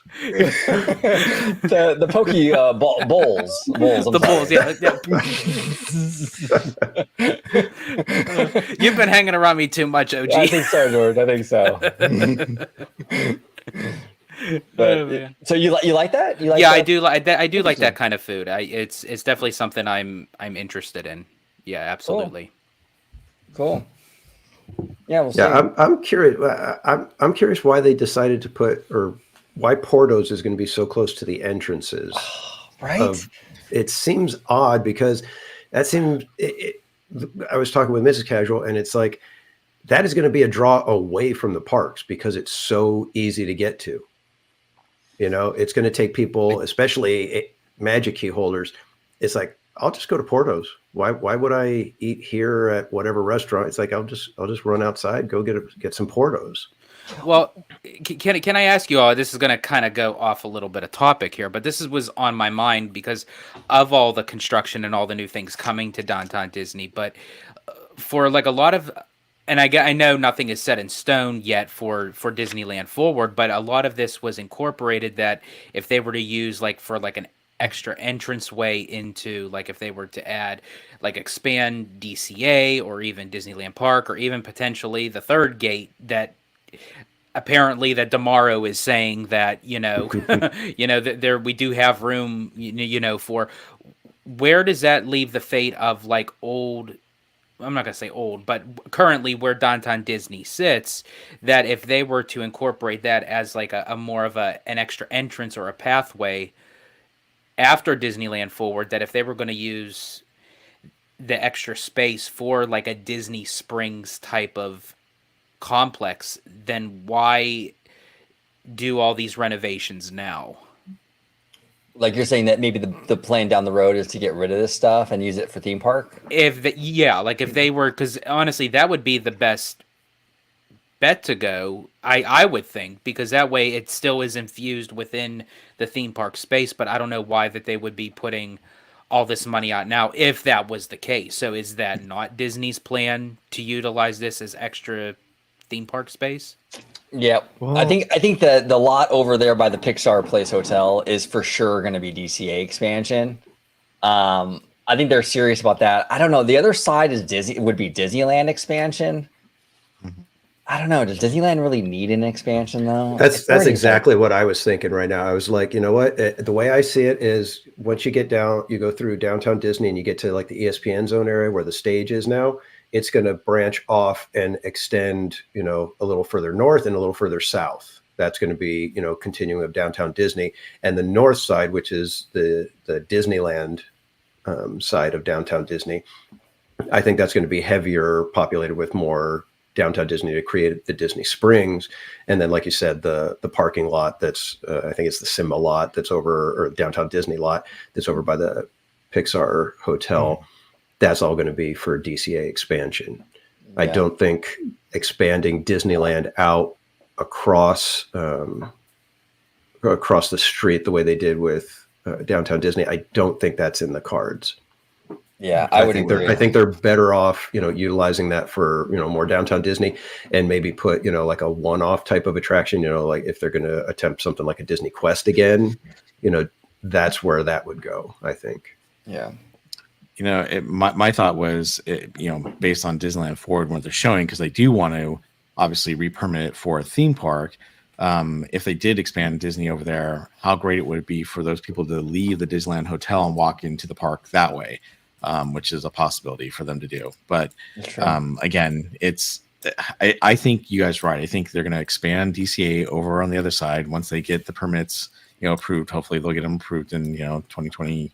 I think it is. They're trying to get it approved by then, and then the Disneyland thing will be much, much later. They'll, and besides, the whole Disneyland Forward thing is, 20 to 40 years from now of what they like to do. So I think there's plenty of time to see what they're planning on doing, the third park. Well, yeah, and honestly, I really think that is the best case scenario for the Disneyland Resort. And yes, we do want to see. Honestly, I do agree with you, Casual. I feel like that Disneyland it doesn't need to be touched right now for anything of that nature. Disneyland is perfect the way it is. There's enough in there. DCA needs a lot of TLC as far as an expansion goes. And honestly, if they really want to maximize the space that they have, honestly, with Damaro actually hinting that they can do it with a third gate, but he needs to kind of stop doing this what if, shoulda, coulda, woulda, and just do it. And honestly, Disneyland, I think, would really benefit for a third gate sooner than later. Yeah, it's interesting because this is actually the first time that a Disney executive actually even hinted at a third gate. Now it's coming from Daddy Josh, so he's hinted at a lot of things. Everything is hinting, and everything is what if. But that was kind of interesting though that he did say it, like we have enough room for another Disneyland. That was interesting. Will we ever get it? I don't know. Right, and we're assuming that he means a whole nother park, or does he mean enough room to build another Disneyland worth of so because like I mean when the acreage makes out basically it's so Disneyland. hard to try to understand those Josh-isms. Yeah, exactly. I know. Well, give him a break, George. All that hair product it seeps into Of course, yeah. as we always say over at OG55, it's a great big beautiful Damaro. Yeah. Oh boy, there he is. All right, I think we're just about wrapped up. We do have one little item that we wanted to cover real quick here. And that was the addition of a special character. Did you want to talk about the Disneyland Resort special ticket offers that they mentioned? Oh, we could talk about that. Sure. Sorry. Sorry. It's at the end of the blog. Okay. Yeah, I didn't scroll down that far. I was already kind of checked out. I'm just kidding. So yeah, Disneyland Resort special ticket offers. It's interesting what they're doing this year because last year they did the 3-day Southern California resident ticket offer that ran from, I think it was late January till just about the end of May. And that was across the board. That was, child or adult. This year they announced the $50 per child per day, one park ticket. And I thought that was going to be where they cut it off. That was the special. Well, they just recently announced the Southern California resident ticket offer is back. And so now you can get a single day, single park ticket for as low as $75 per day. And it's good all the way through June 2nd. So you're extending into and crossing most of those little seasons that we talked about. So a lot of those special events are within that. Now, the only thing about those for the 3-day, one park per day ticket is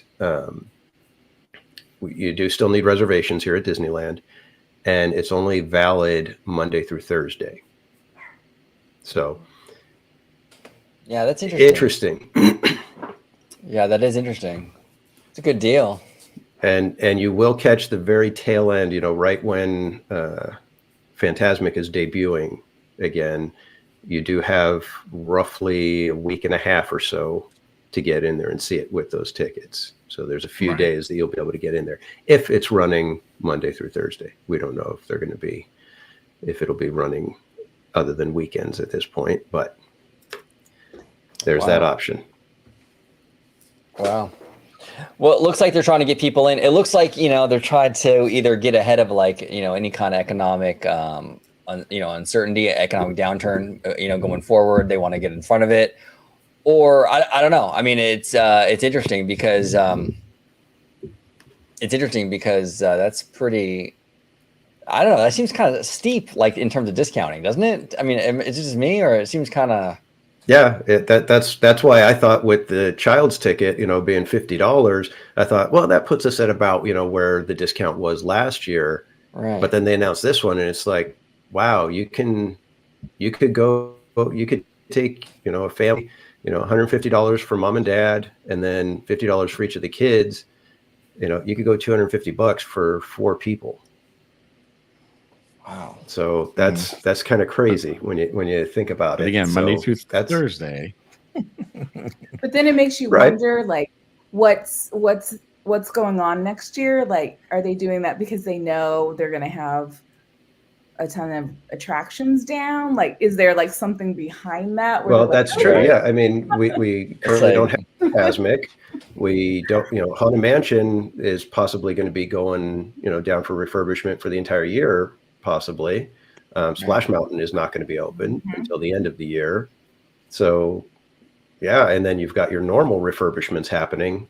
So, yeah, it could just be that, they realize, if we're trying to get people in and they start realizing, hey, these attractions are all down, some of the entertainment isn't there. Because it also ties into all these events that they just announced as well. So are these events due to the fact of not just because that they were going to have these events anyway, but this is the first time that they ever kind of released like a template of like the whole year of like events of Right. For months and dates. So to Cordy's point, I wonder like even if they're tying it into that where they're announcing all these events so people can kind of have themselves occupied, so to speak, because of all these rides or attractions that could possibly be down for that time frame. True. Yeah, and the Kingdom Report is so funny. He says, sounds like that deal about to add a whole lot of unfavorable mix. Oh, yeah, here they come. Here they come. Oh, yeah. That's good. Yeah. I like that. Yeah. Well, Disney did it to themselves. This is, hey, you put it out there to get the unfavorables in. Exactly. That's funny. That's hilarious. Just answering a quick question with Furs. Omembe is when is Mansion supposed to go down? We technically don't know. We know that it will be at the very least it'll go down for a couple of weeks in January to remove the Haunted Mansion overlay. But they did also announce that they're going to redo some of the queue area for the mansion, as well as add a gift shop at the exit. So a lot of people are assuming that once the Haunted Mansion holiday is done with, they're just going to keep Mansion closed while they do all this renovation. But we don't know that for sure. Yeah. So I have a quick. Oh no! Go ahead, Cordy. I'm sorry. I was going to say, and we can, if you just kind of, it was a totally different topic, but that's how my brain works. I was just because Brian Sevilla had brought it up. Poor Brian. He had a magic key, and he thought during Halloween season, because he's a big HHN person, so he let his magic key go because he thought for sure they're going to go back on sale. So I just wanted to see from you guys what you thought about that. If you think. When you think they're coming back? I always, first off, I just have to say, because I've known so many people who have let their magic keys go, not even just this time around, but like sort of like when Disney was pulling those levers like on and off and what have you. But I always say to people, regardless of how you think that when they turn that switch back on of magic keys, you don't know for how long and for how many magic keys. So once you actually grasp one, despite of how you may feel about, the parks and everything, but I still say that hold on to it as long as you possibly can, because you really don't know, when. As far as like when, I don't know. Maybe it might be soon, but I do apologize. See, my dog's upset about it. That's why he's I don't blame your dog. But because he didn't get his magic key, so he's like, darn it. But as far as like it coming back, they may kind of hit that switch, now with all these events going on, to kind of get more butts in there, so to speak, if there's going to be a lot of downtime. And then once they know that they hit that cap of number, then they'll just switch it right back off again. So what you're saying, George, is if you have your magic key, go ahead and renew it. Yeah, I'm gonna get one for show. For show. I'm gonna get that for show. Get it for show? For show. Yeah. I can't remember earlier this year. I think they went on sale again in February for a little while, and then they got, slowly, like one by one, they got turned off. Like they stopped different levels at different times. Yeah, but I do remember. Oh, sorry, OG. Oh, I was just gonna say. Go ahead. No, you go. No, you go. You go. You go, brother. You go. We're like Anna. What is that? Anna and Han. Finish each other's sandwiches or something. Sandwiches. Yes. No, but didn't they cut off the magic keys after the settlement? Right. I thought. Yeah, September 11th is when they stopped. And they haven't come back yet. Mm-mm. Oh, that's crazy. Yeah, Okay. but they had stopped them back and forth, for the last like year and a half or so. Well, and I actually did get an email that I was in that group, that I will be, I'm part of that, I guess, because I did have a dream key. So once I get my $30, I'm for sure that they'll hit the switch back on for after they disperse all that out again. Don't spend it all in one place, George. Yeah.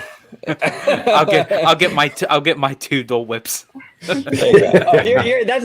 being generous, dude. $30 for 2? Are you kidding me? Like Brian says, at this point, even if parking pass, people would buy it. Oh, yep. Mm-hmm. Yeah. But what I was gonna say was, even when they turned the magic keys off, wasn't there a period of time where you can still purchase any magic key at a kiosk outside of the park? Because I thought there was a time, like, I don't know, they're probably not doing it now, but like there was a point of time where you couldn't buy them online, but if you were at the park physically, that you could actually purchase a magic key. They all were available at some point at the kiosk. I don't know about that. I don't remember that. Yeah. Because I think it was at the time. I'm trying to remember. I don't know. I can't remember. I think it was actually because Mindy was actually trying to get her magic key, but that's because she was using the gift cards. That was the issue on that one. Oh. So. Right. Yeah, it's interesting. Yeah, I was just talking with Casual Junior, and I was like, because when we got our magic keys, they sent us the little welcome package, and we got our magnet, but it was the original one with the gradient, just the colors. And I wanted the one with the little castle illustration on it. And so I was like, man, I hope we renewed in time before they released the one with the Mickey's Death Wheel illustration. I was like, I really hope that we get the castle one. And then I was thinking, that'd be a real fun way to. Death Wheel. Oh, you got that one? Yeah, I got that. I like one. that. Yeah, Okay. Ariel and I got that one. Well, I was thinking, it'd be really cool if they actually, had a magnet for each year. So at year 1, you always get, everybody gets this magnet. Year 2, they get this one. And then you start getting people where it's like, well, I can't give up my magic key because I'm at year 10 and I got to get year number 11 magnet. So, exactly.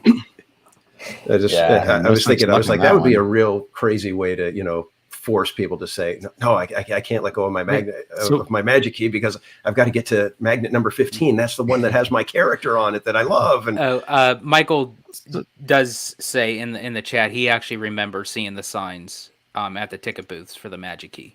That's interesting. Because I do remember there was a point of time, because I heard from several people that when they went online, that especially for the Inspire key, that it was completely, you could not purchase the Inspire key, but if you were physically at the parks at the ticket booth, they actually had them available for purchase. Okay. Yeah, Wow. interesting. Yeah, I don't remember that. Yeah. Hey, Casual. So what magnet did you get? I haven't gotten mine yet. Oh, you haven't? Oh, okay. Mm-mm. Well, hopefully that's the one you're getting. I'm surprised because I renewed after you. Well, I know that's why I'm hoping that we renewed before they switch to the Death Wheel. I want the Castle one. That's the one I want. Yeah. Oh, well, you get the cast one. I'm gonna be upset. Well, let's put it this way. I was looking on eBay and there's people selling them. So I'm like, all right, if I don't get it, I may have to just, bite the bullet and Wow. I'll have to look for I mine. didn't expect I that from think I have you. At least two. I know it's crazy, isn't it? That's I love that little illustration though. That's the thing. But anyways. All right, moving on. We're going to go on to I think this is our last subject, but I'm not sure. We'll probably take some questions from you guys as well. Mhm. But Walt Disney World got an additional character added to their haunted mansion, and they told everybody by November that he would be added, and sure enough, on November 30th, he was added.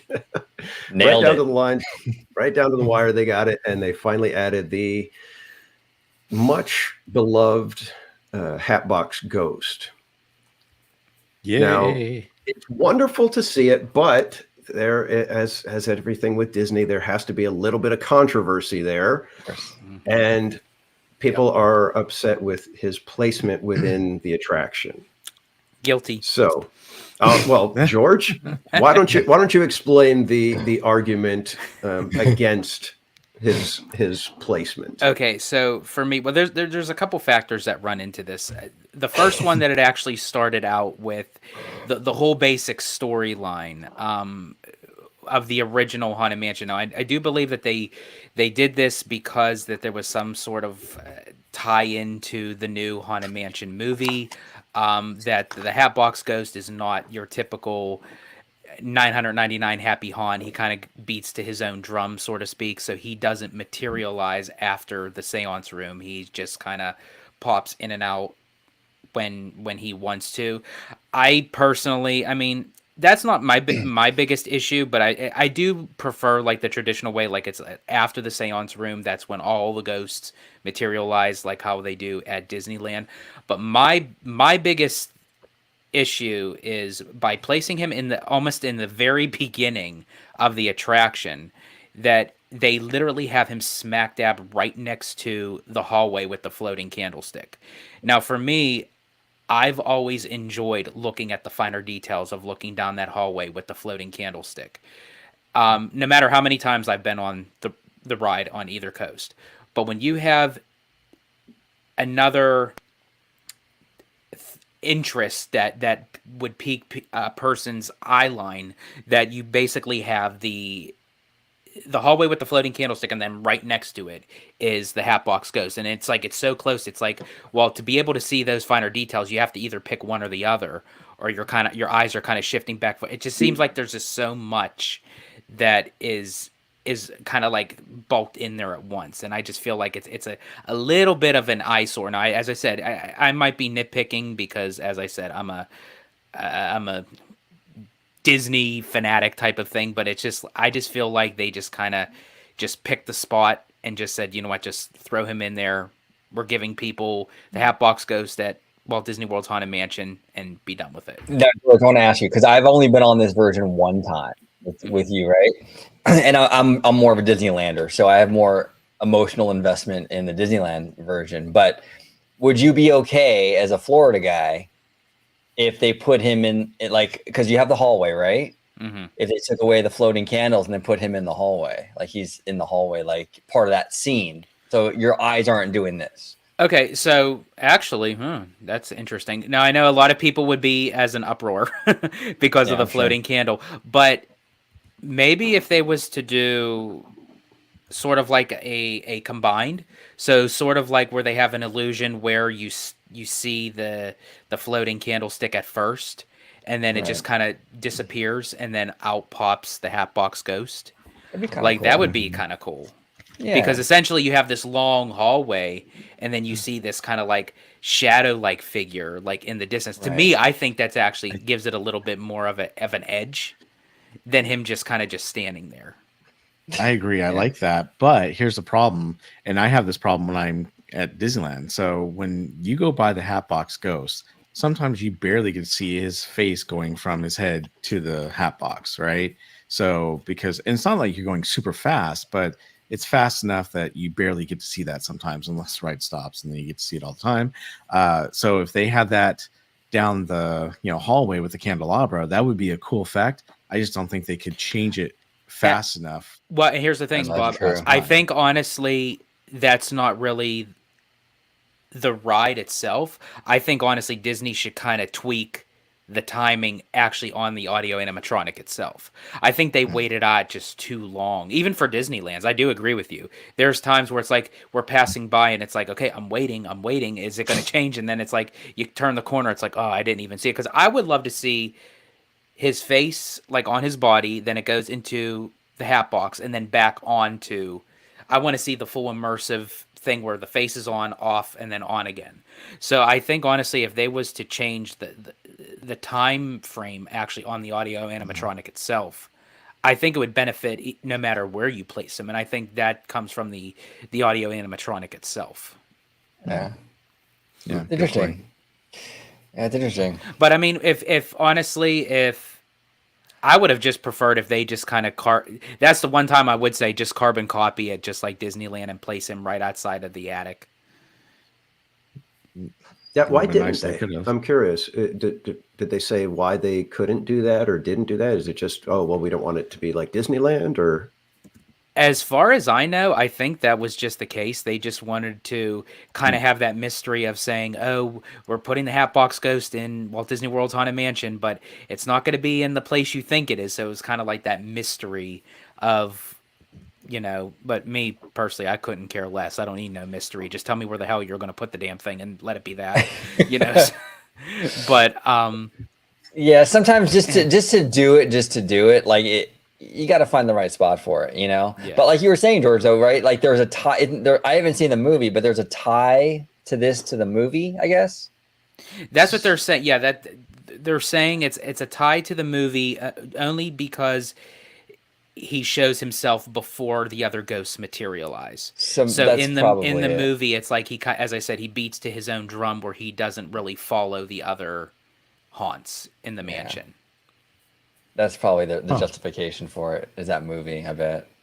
Of course, they built a door there right next to him, and they don't explain that either. Yeah, that is kind of weird, huh? Yeah, I don't know if like that's the doorway, like his passageway of like just to kind of give the notion like he could just pop in and out whenever he wants. I would have actually loved to have them have him behind the door, and then as you're passing, have the door open itself, and then boom, there he is.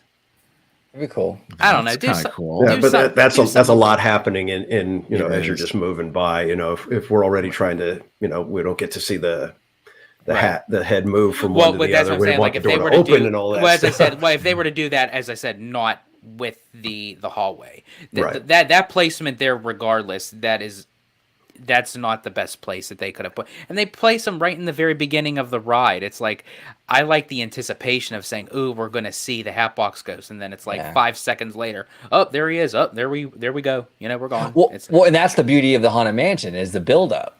Like I was just going to say that's part of what makes the mansion so cool is that just like Pirates, you don't get to see everything right away. Exactly. Yeah. They're really good at pacing you through this and building up the tension and the anticipation for something. What I would have loved to have seen, like if they really wanted to tie it to the movie, but again, this is just me, rather than just have one Hatbox Ghost, kind of have him kind of popping up all over the mansion, not just in one spot. So it's like you kind of have to find out where he's going to be next. So he's like not in like his same position where he's just standing holding, you know, the Hatbox, Yeah. he could be like above you, or he could be beside you. He could be, or his head shows up in different, in like some sort of lantern or something that's sitting there. It's like all of a sudden it shows up here, and out in the graveyard, and it shows up somewhere over there, and so you kind of get the idea that this this ghost is a wily little character. Yeah, that's kind of cool. I like that. That's interesting. What do you think, Cordy?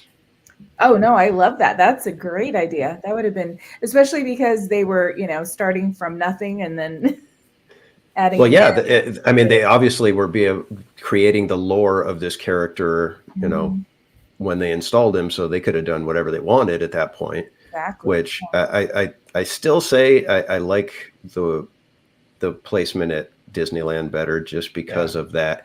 You're going through this mansion and everything just keeps getting creepier and creepier and creepier as you're going. You're just in that constant state of what the heck am I going to see next?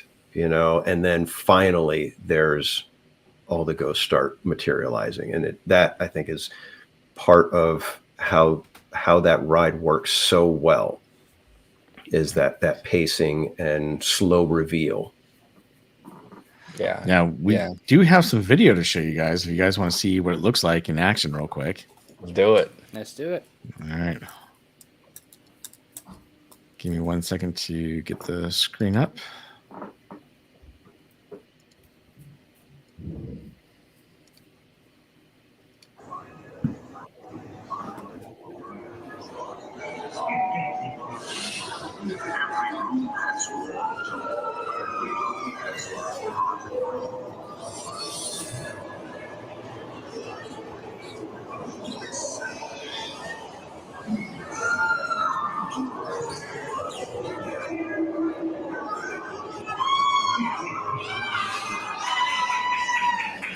Somebody was excited. Yes, no one was excited. Yeah, but even then, did you notice that you really didn't get to see his head? It went back to his head, but then it didn't go to the Hatbox by the time the car went by. And you could. I did look real quick at the candle in the background, but yeah, it kind of takes away from the candle in the hallway. So, I mean, don't get me wrong, I love the Hatbox Ghost. I think he's really cool and he's a great addition. Yeah. I'm still with the group that I don't think it was placed in the right area, or he was placed in the right area. But regardless, I'm glad to see that they finally added him. Yeah, absolutely. Yeah, absolutely. Yeah, it just wasn't the best spot for it. It's like they took like how long just to even install them, and it's like that's where they place them. I know it took forever. It seemed like. So. All right. So I think that covers everything that we wanted to talk about. Did I miss anything, guys? Well, I was just going to say that, we have 2 weeks left of Magic Keys. You had to remind us. I know. We have to keep it top of mind, so we're like on our game when we go to the park. But I just wanted to give props to DCA and Festival of Holidays, because if you're looking for entertainment during the season, I think DCA pretty much knocks it out of the park with what they have there.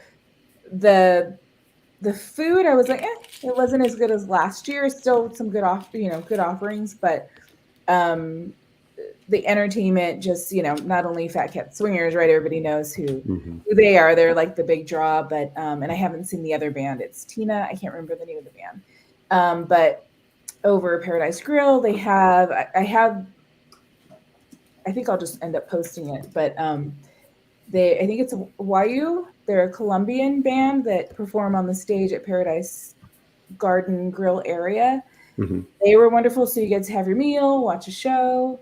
And then right after that, the Viva Navidad starts right behind you. So it's just like everywhere you go, there's something. Mostly kosher, I think, is probably my favorite of all of it. But they're amazing. And then they have the dance troupe, Dance 13. So I think it's just and the cavalcade. Yeah. They do the little Mickey's. I don't even remember what they call holiday thing or whatever, and they kind of go down the parade corridor, right? Yeah. So it's I just think that it's going all day. I wish it ran a little later, but I guess once World of Color starts, they pretty much shut all the other things down. But They do. I think they do a great job of keeping us entertained over there because you don't get that much of it over at Disneyland. So Cordy, you're right. I love the bands over there at the Paradise Garden Grill. I would like, I'm really surprised that DCA doesn't have a Latin inspired like land by now, because I think that would absolutely crush. Like whether it's Coco or whatever, I think I would absolutely crush in that park. It makes sense in that park, and I just think with the musical bands, you could have like little like food carts and stuff, and make it feel like really authentic. I think it'd be really dope. Go ahead, George. I'm sorry, Rose. No, I was just going to say, yeah, they constantly talk about, adding, Coco and Encanto to Animal Kingdom, which okay, but it's like, I mean, DCA, I mean, I think that would be the route to go, because I mean, as you said, OG, it fits that culture. It's California. Yeah. That's probably what they're going to do for Disneyland Forward. Oop. That's true. Probably. yeah. And I'm sorry, I'm probably in the minority here. As I said, I still say that the building where the Little Mermaid ride is, put Coco in there because it's adjacent right to Pixar Pier. I'm not saying get rid of the Little Mermaid altogether, folks. I'm not saying that. I'm just saying it just doesn't fit the placement where what they're trying to accomplish with that whole section being Pixar Pier. You could literally take that area back to Paradise Gardens, and that could literally just be all of Coco. Yeah. True. Well, before we let everyone go, let's do some Q&A. And by the way, thank you so much to everyone, because everyone's saying what a great show we had tonight and enjoyed the insights. But let's do some Q&A with everyone and see if there's any questions out there. So if you have any questions, let's throw it into the chat and see. I did see a couple of there. We had Adventures with Paul, question 1 for the Fantasmic scene in Peter Pan. Do you think the crocodile will be there? And then question number 2, do you think Oogie Boogie tickets won't sell out like before because of resellers? I'm with Bob on this. The croc needs to return into Fantasmic. It needs to return. And I would be lying if I said I wasn't worried about that. I mean, I don't know. I mean, I could see them getting rid of it and replacing it with some new effect or something like that. I hope that's not the case. I love that. I love that little croc or big croc. Yeah. Yeah. I really hope he comes back. And it's weird because it's like those little things. He doesn't do much. Yeah. But when you see him cruise by, it's like, oh, that's so fun. It's just one of those things that just adds to the show strangely so much, Yeah. And for the people who believe he's not coming back, that's such a crock. Okay, and then what do you guys think about Oogie Boogie tickets? Do you think people are getting tired of Oogie Boogie? Do you think I think honestly, as each year goes by, it's going to be more and more difficult to get tickets. Yeah, I think so too. Because I've been to every single Oogie Boogie, and each time it gets more and more difficult. I mean, this last time I didn't have no issues because I didn't actually have to physically buy the tickets, but the times that I did, it was a nightmare. Like I was in the queue for like well over 4 hours, and I think this was last year's Oogie Boogie. So I think they're going to keep on adding new villains, new treat trails, new activities that I just think that the demand for it is just going to keep going, because I remember we were waiting for the parade, OG and I, and it literally, he actually brought it to my attention. He said, if you look at DCA right now, it looks like a normal regular park day. You would never think it was a after hours event. Yeah, because every person had to buy a ticket to get into that thing, and it was packed. You know. Well, yeah, they every night sells out. So yeah, crazy. Servers crashed. King Report asks, with all the new development popping up around it, what the heck should happen to the ESPN zone in downtown Disney? I would, Kingdom Report. I would bulldoze it. I would bulldoze it and start from scratch and utilize. That's a lot of room right there. You could probably get a couple of different things put in that spot. Look at all the room that and I know that ESPN obviously isn't as big as the AMC was, but look what they were able to do once they bulldozed the AMC. I would like them to bulldoze ESPN and honestly, even Rainforest Cafe. If it's not going to be the Rainforest Cafe, I don't really want them to like Spirit of Halloween it, basically, where they're like just like Yeah, for Star Wars. You know what I'm saying? It just doesn't look right. I would bulldoze both of those, and then you can have a whole new section back there. You can put multiple different venues, different things out there. That's what I would do personally, but we'll see. They're still sitting there. I kind of wish that they would bring something back of like a Disney Quest. I mean, I know it would be more of an up-to-date version, obviously, because technology has advanced so much since the original. But a lot of people say, with Disney Quest that was in the original Downtown Disney before it became Disney Springs, it was a success. I actually enjoyed it. You had 5 floors of just like different kinds of interactive type of fun. And what better way to kind of utilize, the newer technology where you can maybe use something like of a black box type of technology to kind of utilize that as like a separate interactive experience to purchase a ticket. I would go the opposite way. They took out our Disney Quest for that freaking NBA experience, so why not take out ESPN and put in a newer Disney Quest? Reverse it. Well, you know what it's like George Lucas poetry. It rhymes. Yeah. what they could do is take ESPN Zone and repurpose it for the cast member training and leave the Beast Library open for guests. There you go, Casual. That's how you do it. Yeah. There you go. So Michael and Kaylee kind of have a similar question. Do you guys think the After Dark events need more offerings? And then Kaylee says, let me go down to it. Sorry, where'd it go? Oh, I lost it there. What ideas could you have for future After Dark events they have not done yet? So there's a twofer question right there on the same topic. Personally, I don't know about you guys, but I think they need to offer a lot more for the After Dark events because you are spending as much money as a one-day ticket or more for an event that's only 4 to 6 hours long. I mean, depending on where you are on the East Coast or West Coast. And to me, it's kind of ridiculous. And I don't know that they're really offering that much more. I know they have some different types of foods and parades and maybe a fireworks show, but I don't know. I honestly feel like they need to do more. Yeah, I've never done one. I've never been inclined to really even do one. I don't know. Yeah. I mean, you would have to really honestly, what would get me in there?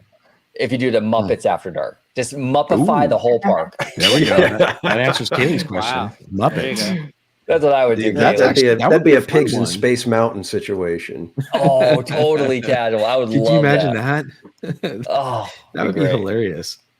Yeah, that's like actually, that, wow. Yeah. Muppet theme. You could do Muppet Haunted Mansion. You could do Muppet Pirate. Yeah. But see, I think that's a great idea for that. But again, going back to Michael's question is, do they need to do more stuff during these things? And from what I see, it's you can buy some food, you can buy some merch, maybe a parade or the fireworks show if it doesn't get canceled. Other than that, it's photo ops. And this is where for me, and I touched upon this on OG55, that I think they incorporate too much of consumer products mixed into the parks, because that's where it is spearheaded with all these events, that it's like, yeah, put out an arm and a leg for a ticket just to buy merch or food offerings. I feel like that's where it's like it's headlined, that it's like, okay, it's parks, products and experiences. It's like, can you have both? Yes, you obviously you have to, but it's like, does that have to be the main focus where it's shoved down your throat everywhere you turn when you pay almost $200 for one ticket? It's like, can we get some immersive experiences? That is why we're going to the park in the first place. Right. Yeah. Well, can I tell you, here's my take on the whole After Dark event. So my advice to people are, if you don't have a Magic Key, these are the best events this is where your money's most well spent, because you get the event, but then you also get the low wait times for attractions. So that's a big deal. Like for my daughter, she's like, but she likes the fact that there's no wait times. So because 2 of my kids don't have Magic Keys anymore. And that's what I keep telling them. Next year, I think if you just want to go once or twice a year, that's probably a really good option because you're getting, you're spending the same as what it could be possibly for a ticket, right? Depending on the time of year. And then I think the other piece of it is, there are a lot of photo ops, but just some of the circles of people that I know, that is the draw. They are going there like to take the pictures in front of, with the car, with the old, the classic. They're Disney doing it for the gram. So that's like the whole reason that they're going, and to say they went, and you share it on social media. So I think that's a really huge draw where I totally get what what we're talking about here, because I see that side, but then I'm like, I hear a lot. And I do see your point, Cordy, because that is the way today, like with social media and everything. And Disney knows this. So it's like, why not capitalize on it? It's like, if people are willing to pay the money just for that Instagram shot, it's like, why not? And honestly, I don't blame Disney, because at the end of the day, they just they want to make that dough. Yeah. Mm-hmm. And Marty, I see that you went to 90s Night. I'm actually really, really jealous, but you say it was 4 hours too short. I feel like that's what a lot of these after hours events, because there was a lot of backlash even with the Jollywood nights down at Hollywood Studios. That they're saying there's actually a lot to do, that they incorporated that, but it's not enough time. So it's just, I guess, just trying to find that balance. I mean, me personally, if Disneyland was going to do like a type of event, I would do it like heavily like Pixar themed, where they have like a Pixar fireworks show. And oh wait, never mind. Hey, we've got a few more questions. I got an email from Daryl Chin. He said, he's got 2 questions. What's your favorite pirate from the Pirates of the Caribbean ride? I guess we can answer that one first. So who's your favorite character, everyone? Oh, that's interesting. Mine used to be Red. Yeah. Used to be red. Now she talks, so I don't like her. Oh, No, just- chat. Come on, guys. Send your hate mail to theme park casual. Casual, bringing on the spices. oh yeah. You're not flying casual there.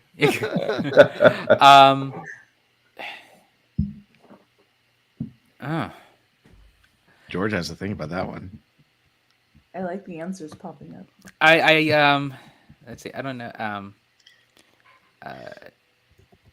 Carlos, don't be cheeking. That is the classic right there. I like the guy that's sitting next to the barrel. But before, back in the olden days, it used to be a woman in there. Now it's Jack Sparrow. Oh yeah. But I like the dude next to that barrel. I think he's pretty cool. The guy, or the pirate with the cats, always was a good one for me. But I have to say, I like the pirate that turns from a skeleton into a human as you're going into the past. That's kind of cool. Yeah, that's cool. Nice. What about you, Cordy? Well, just because we have fun with it in the chat is well, now I need Mike to put the name that he made up, but the Dirty Foot, even though it's not dirty anymore, but Oh yeah, good old Stinkfoot. Yep, Stinkfoot. I think it's Mr. What is it? Mr. Harry Toe Jam is what. Harry Toe Jam. You guys remember that? You guys remember that old game on Sega Genesis, Toe Jam and Earl? You guys remember Earl, that? Toe Jam, I used to have that game. I used to love that definitely. game. And then Daryl's second question was, does anyone know when the Country Bear Jamboree attraction at Disney World will be changed? Oh, did they tell us that, George, at the when they announced it recently? I thought it was supposed to be next year sometime, Yeah, but I don't know exactly when. I don't know if they remember gave an a exact specific date. date. but good question.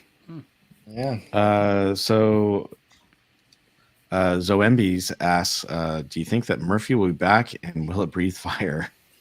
That's the $1 million question. Yeah, Zamimbies. He's definitely coming back. Yeah. Right. Just Did you see obviously- though? I'm sorry, I didn't mean to cut you off there, George. No, you're good. No, I was just going to say he's definitely coming back, just doesn't know when. But yeah, to OG's statement, the $1 million question isn't is he coming back? It's will he breathe the fire again? Right. That's the Well, yeah. Well, so I read something where they said that the new ending is going to have Maleficent against Mickey, but not in dragon form. She won't be. So That's interesting. Mm-hmm. All right. Well, good question. And then I think Dragon Blood HD had a question. He said, any special Christmas events coming, like, for instance, the Merriest Nights or something like that? Not this year. No, They may try to reinstate them next year, but this year I think some people were looking forward to it. Some people really like that event, and I think if they were able to kind of massage it into something that works a little bit better, because I think it did kind of fall flat in some spots, but it did have some high points, like the Muppets going through on the bus was just massive hit. It was like the thing to see that night. So I think if they were smart, they would tweak it and give you kind of a Christmas style Oogie Boogie Bash. Yeah. And if they did something like that, kind of going back to off. OG's point, just with the Muppets, I think honestly the Muppets right now are so underrated, and Disney is just kind of like not even really noticing how popular they really are. That people literally go crazy. Even like when I was at the D23 Expo, when they were doing the anniversary for the Muppet Christmas Carol, like that thing was like so hyped up that people were saying they would have rather have gone to that than to the parks panel. Like that's how popular it is. And it's just like they need, and Disney should be hearing this, because it's like they need more Muppets. I would love to see more Muppets incorporated in the parks. I would love to see the Muppets have their own event, as OG had mentioned it. I'd love to see them even be incorporated into an event where even it could be Halloween themed or Christmas themed, but just more Muppets. That's all we need. The problem I see with the Muppets is you have to have the perfect writers, people that understand the Muppets. The actual Muppets, correct. Yeah, exactly. Because the Muppets were always edgy. Yeah. They always push that line. There was always those moments where you were just like, did they really say that? Oh my God, we used to watch this when we were kids. And if you're not allowed to get right up on that line, the Muppets aren't going to work the right way. Right. They can't be restrained. They have to be on a level that is a little bit edgier than where Disney likes to go most of the time. Sure. They're kind of like the like a lot of the Warner Brothers characters, like Animaniacs, things like that. Where it's and like I was saying, the writing has to be good, because the Muppets were not just silly humor; they were extremely smart. Yeah, they were like they were like Marx Brothers, and if you weren't quick witted, the jokes were passing you right by, and you'd be kind of like, why is everybody laughing? So it's the writing, and I just don't know. I don't know if there's people that understand the Muppets well enough in the Disney organization right now. There's probably a few of them, but they're probably not given free reign to go and do what they need to do with the Muppets. And it's weird too. Now they're like, it's part of Imagineering, which is kind of strange. Like I kind of see the mindset, because they're puppets, or they're Muppets, and they're kind of like the sister. It's like sister tech of an animatronic, sort of. So I can kind of see the mindset of like, okay, we'll fold them into Imagineering, but at the same time, it's still kind of weird. Well, it's like they even incorporated them at the Destination D, and it's like we're all waiting to say, okay, they're going to make some major Muppet announcement, and they did absolutely nothing. It was like, so it's nice that they're using the Muppets, but they're not using them to their full potential. Right. Well, and I think I found our last question for the night, and it's this one from Slimer. Last question. TPC. Why do you look so good with the mustache? For crying out loud, Slimer.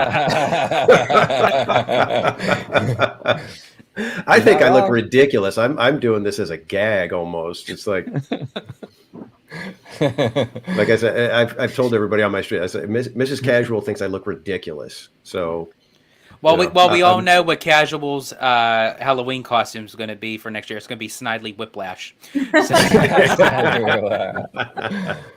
Oh, that's hilarious. I'll tell you, if you wore George's glasses, you would be so Top Gun right now. Casual, like so. Oh God, it's funny because I way back when I put on aviators and Mrs. Casual, she's all, you look like Plastic Man.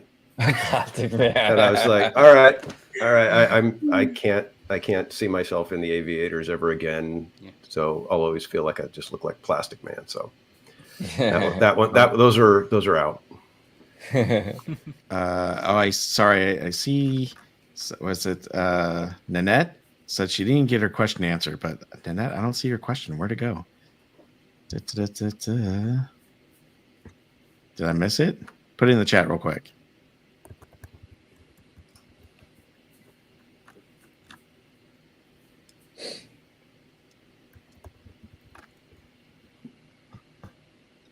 Are you still Is that there? about Dragon Brew?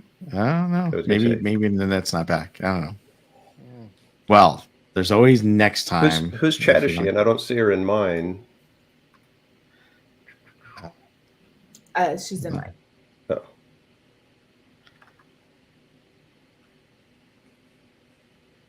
I don't see a This question. is when we need from Jeopardy Nanette. song. Yeah, I don't see one either. Oh, what's going on in place of the Lion King show? Oh, They have not there we announced go. anything. the Lion King show, as in the Fantasyland Theater.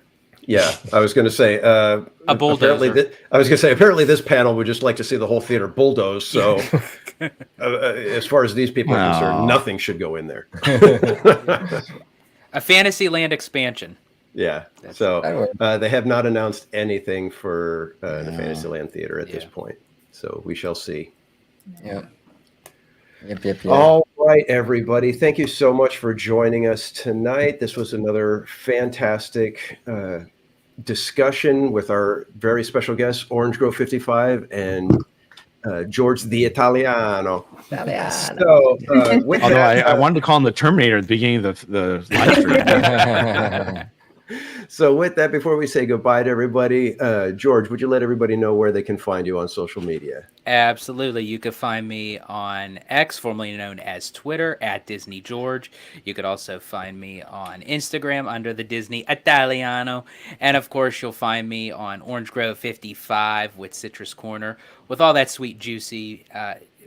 Jeez, I always mess it up. I don't know why. I almost had it. I almost had it. Sticky sweet part. Yes, with that sweet, juicy, but sometimes sticky Disney news. And well, George, it's like 1 a.m. over there, so you're forgetting. Yeah, I was bro. gonna let you go. You should have been in bed a couple hours ago. But with whether it's on OG55, whether it's over here with these guys, all I have to just say is, I'll be back. There you go. That's great. Awesome, and definitely we would love to have you back sometime. And your what was it? Compatriot? Is that the word? Your paisano over here with on YouTube. We have Orange Grove 55. Would you let everybody know where they can find you? Absolutely. Thank you guys so much guys and Cordy. Thank you so much for having us on today. It was a lot of fun talking parks with all of you. You could find me and George the Italiano at Orange Grove 55 on YouTube, where we talk all about theme parks, but we also dive into the studio, like the MCU, Star Wars, all that good stuff. We even dive into the juicy corporate world, talk about the Bob Iger tea and all that, right? So we dive into a lot of different stuff over there. So check us out. You can also find me on Twitter at Orange Grove 55 and on Instagram, Orange Grove 55. When are you guys? Ooh, I like that. When are you guys broadcasting again? Oh, well, we might do it. We're thinking Friday, maybe, right, George? Like a live show. Friday, would probably be our live show. Yep. All right. Make sure you guys head over to Orange Grove 55 and subscribe to them so you know when they are dropping a new video or going live. And thank you guys. Like I said, you guys were the ones that gave me my start here on YouTube. So finally being able to kind of pay back the favor that you did for me, having you guys on, on a panel show like this. I appreciate you guys coming on. And just Always, wanna say but thank you again. a residual check would be nice. You know. Yeah. It is in the mail. There we go. Stickers are in the mail. Yeah, exactly. And we No, also but have honestly, my, but really quick, casual. I just honestly have to say, but we are very happy for you, as far as how you grew your channel and everything, and watching you literally go from nothing to what you have built, and just kudos to you, honestly, because you do a lot of hard work, especially watching you, in the parks and everything, and doing what you do, and being able to be there at times, watching you do your thing, and Bob, when you guys are like live for like 15 hours straight, and it's like I gotta give it to you guys. It's phenomenal. And I even got to hang out with Cordy a little bit. We got to ride our final Splash Mountain. Yes. That's So right. it was, it's great what you guys do, and I applaud you on that. Well, thank you. And I have to say thank you to my regular co-hosts, Cordy and Bob. They've been a tremendous help to me. So Cordy, thank you. Bob, thank you. And Cordy, would you let everybody know where they can find you on social media? Of course, Cordy in California on Instagram, YouTube, and TikTok.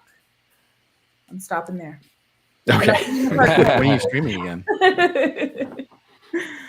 When are you going to be back in the parks? Wednesday. Wednesday. Okay.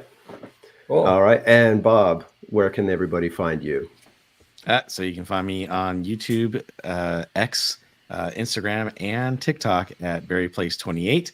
And I will be streaming tomorrow. I'll be doing my Christmas decorations. You guys love my Halloween decorations so much. I'm going to do a Christmas decoration. It's not as lavish as my Halloween decorations, but you guys wanted it. So I'm doing a live stream tomorrow night from my home. And then I'll be back in the parks on Wednesday with Theme Park Casual. And then hopefully on Sunday with Theme Park Casual and friends over at Knott's Berry Farm. Well, after you're finished there, you could fly over. You could finish up some of my decorations. Sure, no problem. I'd love to do that, All right, guys. Thanks again to my incredible panel and co-hosts. Thank you, everybody, for hanging out. Thank you for the questions. What's that? We're talk about you. Where we can find you, and when you're going to stream you next. guys. You can find me on Theme Park Casual on YouTube, Twitter, and Instagram. I will be in the parks on Wednesday, God willing, hanging out with my buddy Bob and Cordy. And again, I was on Sunday over at Knott's Merry Farm for more of their Christmas festivities. But with that, thank you, everybody, for joining us tonight. We had a great time. Thank you again to our guests, George and OG. Thank you to my co-hosts, Bob and Cordy. And so until next time, kids, we will see you all later.